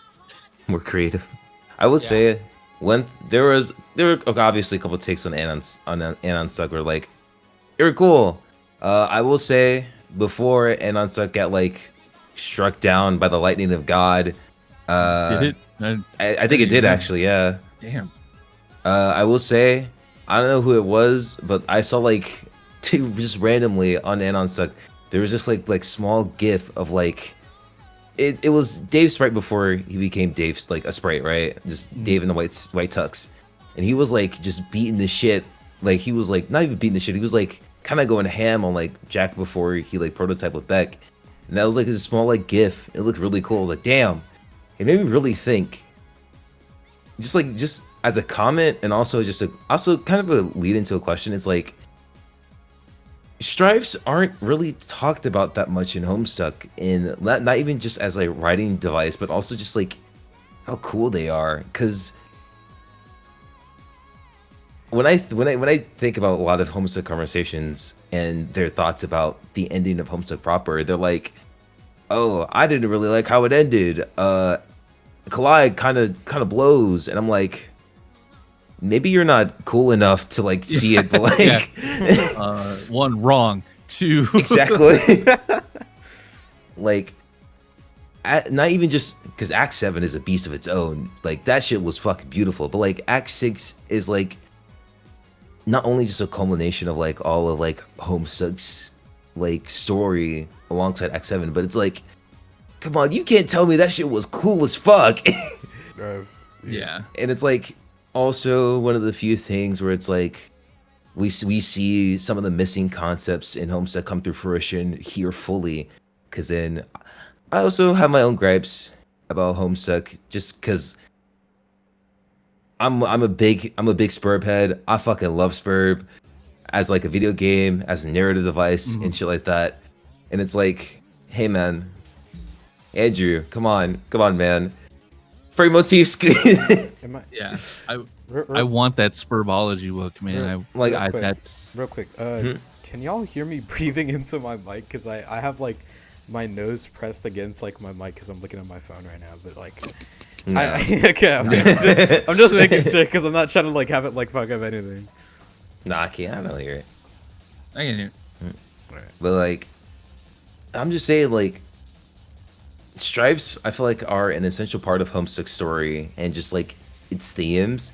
Then like a lot of people kind of like either gloss over it because it's not like character talking to each other, or they're not like looking at it from like shit that's like really cool. It's not talked about enough. And like frame motifs I guess are also a part of that, where it's just like something on the comics part, where the comic prior part where it's like it got introduced in like a side off thing where it showed up like the walk around on Loaz, and then Cardcat talked about like how they were like strong as shit and had all their frame motifs and shit like that, and then it showed up briefly during when Dave and Jade fought Beck, Noir, or Jack.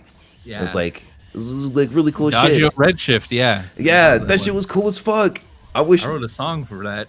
I wrote a song specifically for that. I fucking wish I could have heard it. It's long gone now, but it was one of those like, what if I use gunshots for the beat? It was so stupid. But I've read the commentary on that and like shit like that. I was like, dude, come on. I know Hussey was like tired of this shit. I was like, man, I just want to get this shit over with. I'm so close to the big flash and shit like that. But it's like, man, it would have been cool to have like flashes in between, like Grimdark Rose versus Jack, Dave and Jade versus Jack, to like also expand like the kinds of musics that we would hear in this part of Homestuck, because then we haven't really gotten any like other big flashes between like 5 or 6, like five big flashes in the comic's length.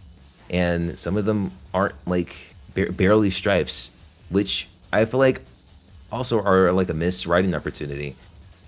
Yeah, they're like, I feel like they're narratively important. They become sort of more so.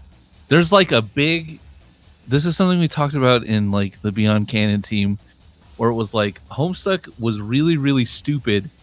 It was just like dumb and like dumb, stupid, like, you know, fun. Yeah. But like, and there's like a point where it changes, and it's like you have to recontextualize everything that happened before that as a serious thing now. Or it was like, oh yeah, before it was just like haha, Dave gets his ass beat by his brother on the roof. What an idiot, you know. Yeah. But then it's like, oh, now it's abuse because, you know, it's like, which it always was, but also it's like there's a shift in the tone. And I feel that like after that sort of happened, they kind of stray away from when Dave talks about how he hates violence, like, and he hates to fight. Right. And there's this shift where it's like they shift away from that, and it's like, you know, there's kind of something that was lost there, which sucks because I really wanted to see, you know, it's like, damn. And then we get a taste of it in Collide again, which is great. We see some of these frame motifs, we see some of these like crazy things that their powers can do, and it's like I'm all about that. I want to. It's like I love certain. Okay, look, there's certain isekais that are pretty good. Because they get into the mechanics of what can and can't be done. Right. For instance, Log Horizon, which is like a pretty mid otherwise show, is like it gets so in depth about the mechanics of the classes that it's like you hooked me, you got me. Especially in like the light novels, and like they tell you like, and like fuck, there's like a class system, and it's clear what they do, and here's their abilities, and there's like a leveling structure, and like whoa, that's what I wanted to do with like Spurb stuff. And that was like the first outsider pitch that I did at What Pumpkin was, hey, we should do a like those old Wizardology books, but about all of the Spurb mechanics.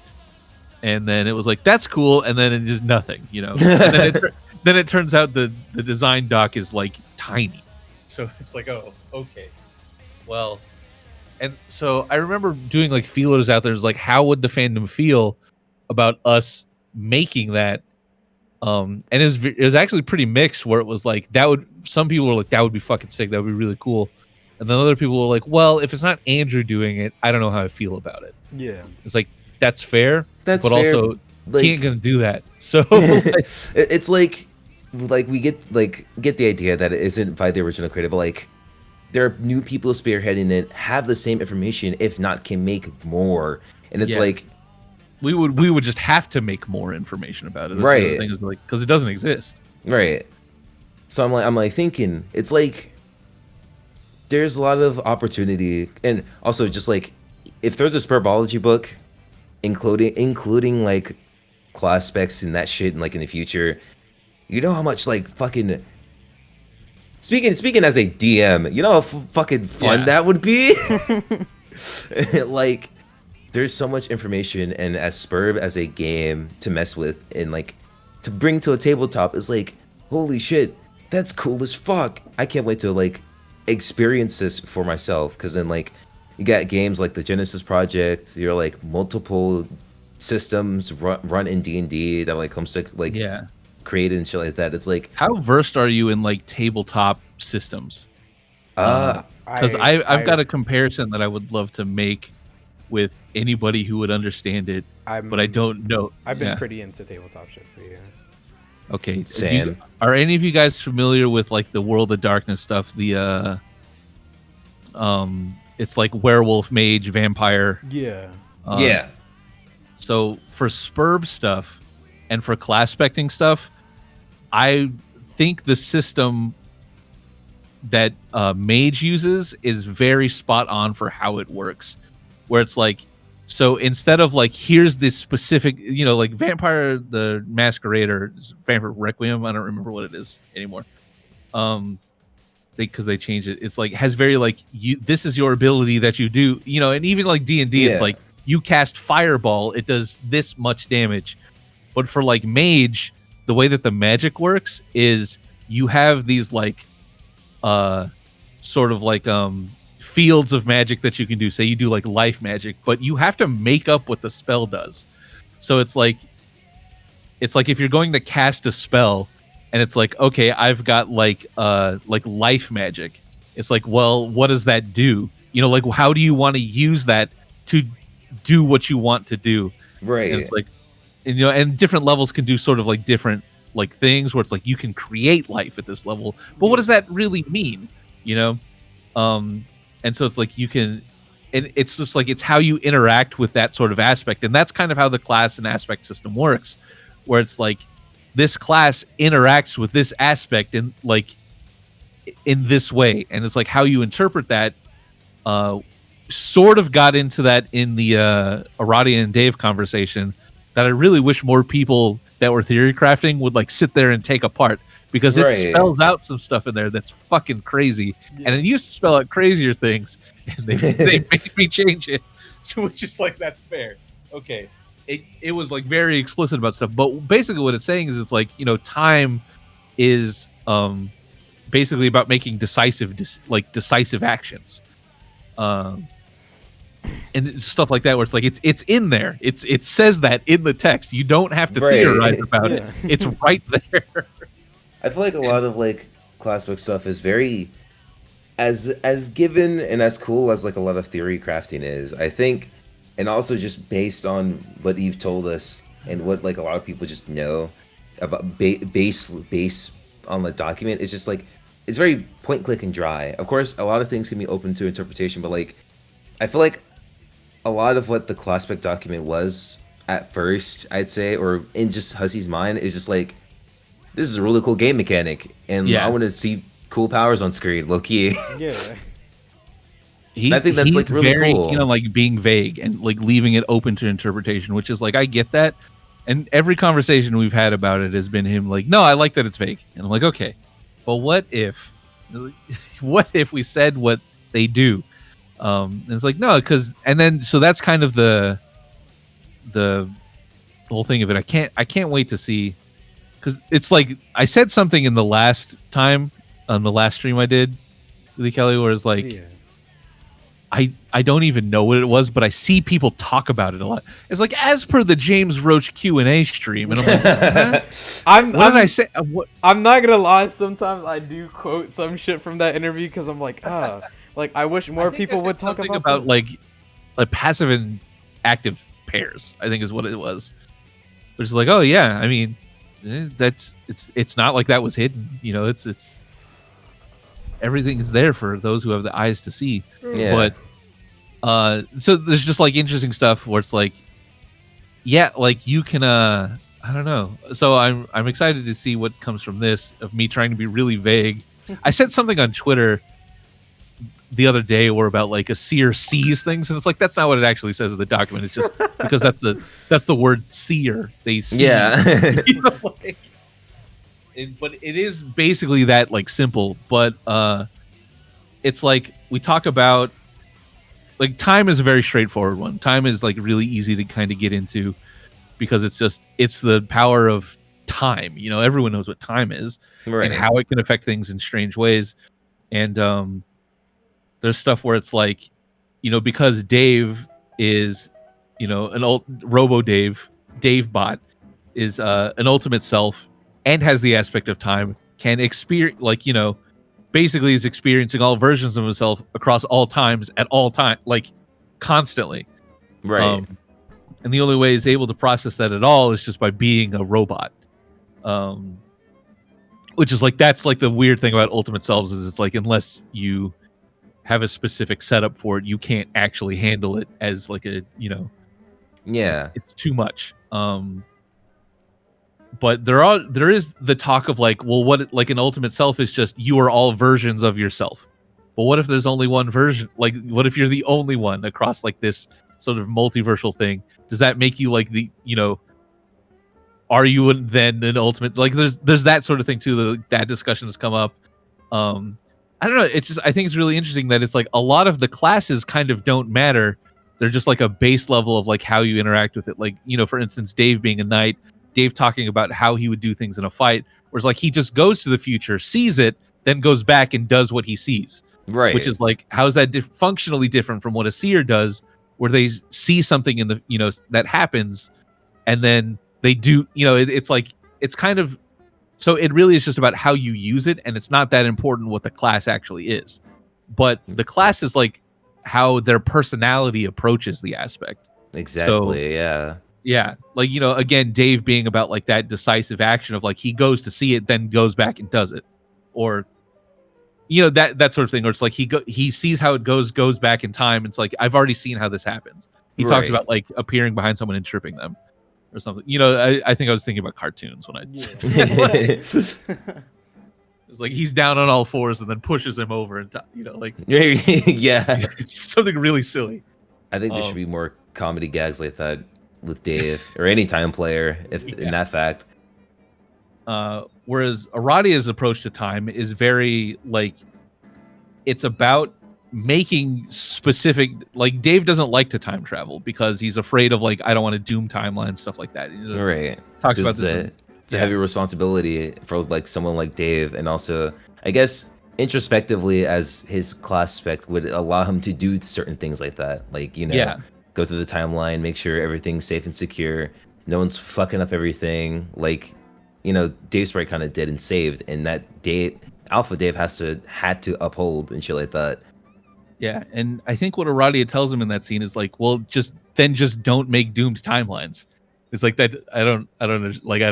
What do you mean? It's like, just make a decisive action, and that's what it. That's what it is. And it's like, well, Aradia works a little differently because of her like.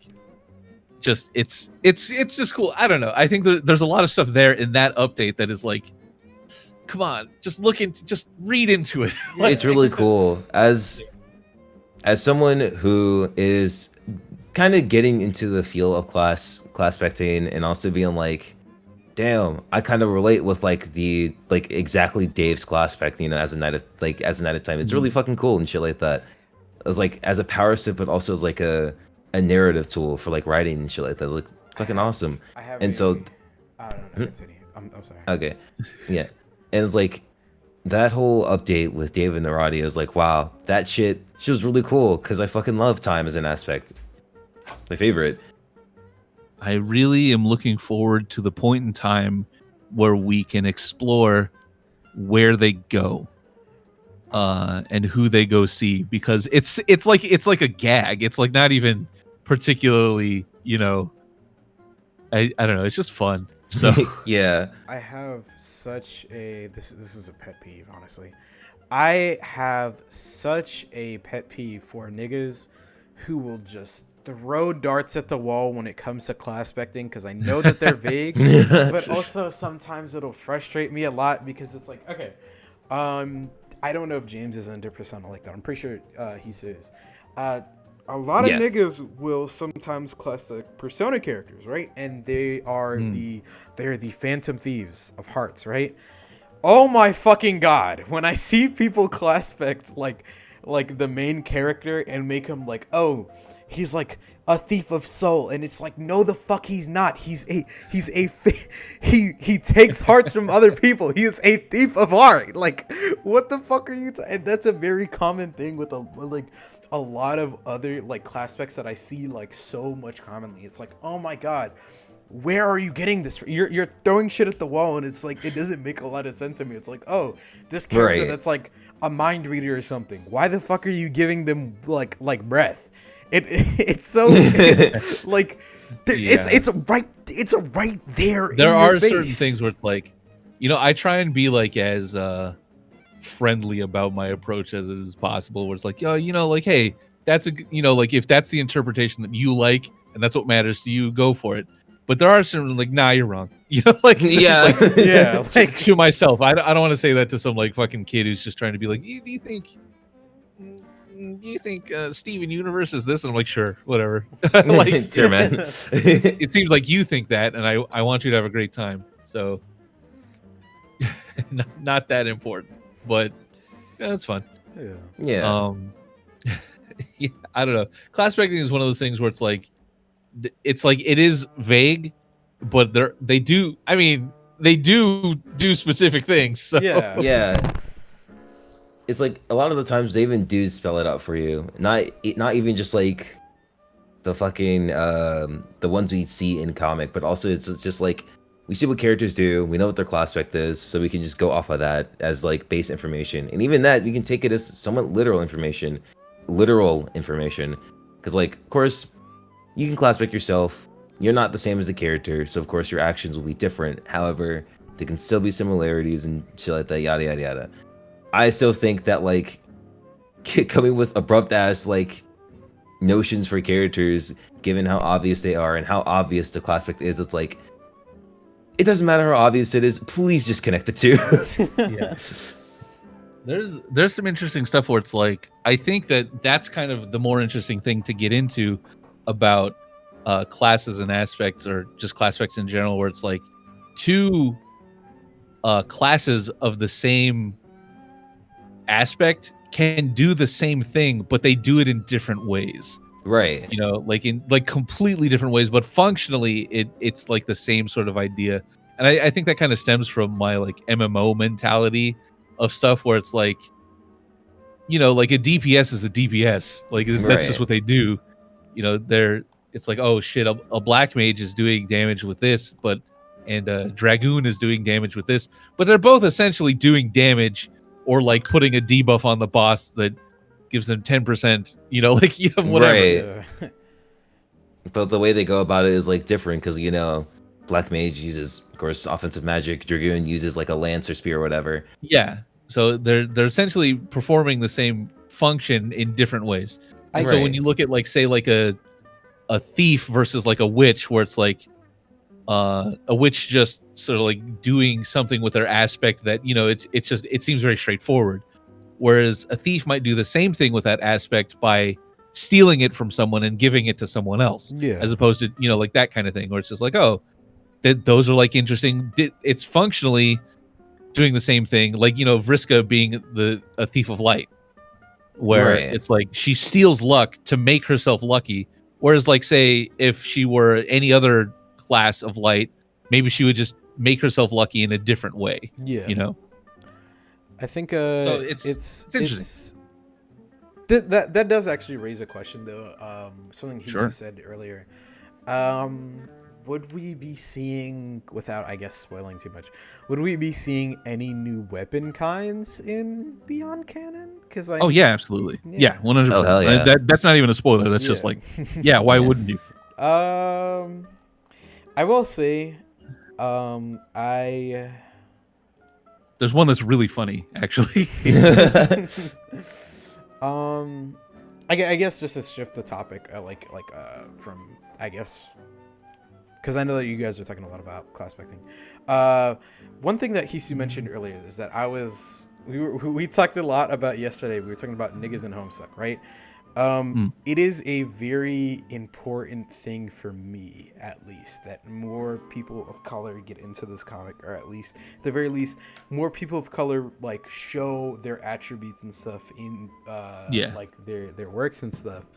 And it, honest to God, means a lot to me to see like a lot of like creators do so. I think it's very inspiring to see a lot of like the Beyond Canon team also be very inspiring. Very diverse. Like Haven, for instance. Haven. Like, not only is the nigga art is great, but oh my fucking God, the fact that this is just like unapologetic, like, nah, this is just a nigga who makes shit like for the love of the game. Like he Just for the love of the game. Like he made this art of like Fefri and Dave like a while ago that was like them on a BMW, and I was like, oh my God, only like a true nigga can make this. And it's like I love that. It's great. So Yeah. yeah. I love seeing that. And like another example of like, I know Kim draws a lot of characters in like traditional like Vietnamese clothing. Yeah. It's like, yeah, and It's it so fucking cool. works. Like, it's like, damn, this fucking rips. We made Gamesy Korean, which was that was crazy. But yeah, like, all right, like y'all claim him? Like, sure, fuck, like go for it. Fuck, dude. But yeah, I don't know. The only thing stopping me is I can't draw, so just don't do it. But there was back in the day, it's like it. I think one of my like aversions to it early on was like people would do that in like a really racist way. There was fucking Mexicat, which I hated, which is just Carcat in a sombrero. Yeah. And it's like, you know, that sort of thing still sticks with me, where I'm just like, okay, you know, like still burns a little bit there. Yeah. Tavros being like, you know, like Hispanic coded or whatever, and like, we don't claim him. Like, no, what are you talking about? Keep him. But you know, I've Tavros has grown on me since then. But I don't know. It's just it's great. Like but I also like agree. It's like I want to see more people kind of putting themselves into the characters, and it was kind of cool seeing people do that with like Miku for a little bit, but then people got weird about it, and I'm like, Yeah. you need to chill. We don't need all of this. It's like that. I don't think that one was for you. I think you're just kind of being a little weird right now about it. But it was crazy to me to see these like census polls. Like I remember the one from a couple years ago where it's like 90% white, and I'm like, cause I don't know that many. You know, like all the Homestuck people I knew were like people of color. But all right, damn. I mean, a lot of them folks are. It is pretty pasty, yeah. Like considering current shit is it's rough, but it's also why I am very happy that a lot more people are able to show their true colors, and a lot of people are able to, you know, represent themselves more, which is something that I think is very important in like, Yeah. you know, in fandom spaces today. I think Oh, hell yeah. it's something that I think that Homestuck is very good at, because the ambiguity of a lot of things just make it so that it's very easy to put yourself in these characters' shoes and make them about you. You know what I'm saying? In a sense, a lot of these characters feel very like they're like me's. You know what I'm saying? It just feels like they're like they're characters that you can throw things at and be like, huh, this is something that I actually kind of fuck with, and they are more. I don't want to say they're kind of realistically written in a way that like, yeah, a lot of these problems are something that people can also relate to. It's like, yeah, I used to do this, or I felt like I was struggling through this at this like point in time in my life, which is why like I would say that Homestuck is very relatable for a lot of younger audiences, because a lot of them niggas are like, yeah, this is something I go through because I'm a teenager, and it's like that's cool. I think that's cool personally. It's great, and it's like I think that's the essence of like one of the most controversial pages and jokes in all of Homestuck, is that all these people were exploring like these like sort of like racial ideas with the characters that, you know, that meant a lot to them like in those days. And then I think the Caucasian joke is so fucking funny. I think this shit is hilarious. It's hilarious. I agree it was not his joke to make. Now, Yeah. like I get it, and I know that I've known him. I know the guy for like years, so I get where, you know, it's not like he hasn't had his problems in the. It's, you're white in the 2000s, like, you know. Yeah. There's a lot of like older Homestuck shit that it's like I can't really stand behind today, but I think is super fucking funny. Like, yeah, it's like sensibilities have changed. Grip, it's like that shit will never not be fucking funny to me. That's why I think that Homestuck is very much so a product of its time, and then like, yeah, for good and bad, mostly good, but also sometimes bad. So, you know. Yeah, and it's like, you know, we've kind of one of the good things about diversifying, I suppose, DEIing the Homestuck writing team is it's like we have a wider breadth of jokes that we're allowed to make now. Yeah, true. But I'm not gonna be writing Caucasian into the comic. Yeah. I can't handle that heat. That's not for me. I'm too old. But I think that's pretty much it. Chat has been pretty quiet as of recent. I can't really think of anything else. So, thank you a lot, James, for coming on today. It meant a lot that you could show out for something like this. Hell yeah. We definitely would love to have you on in the future, and we'll sure. Looking for more people.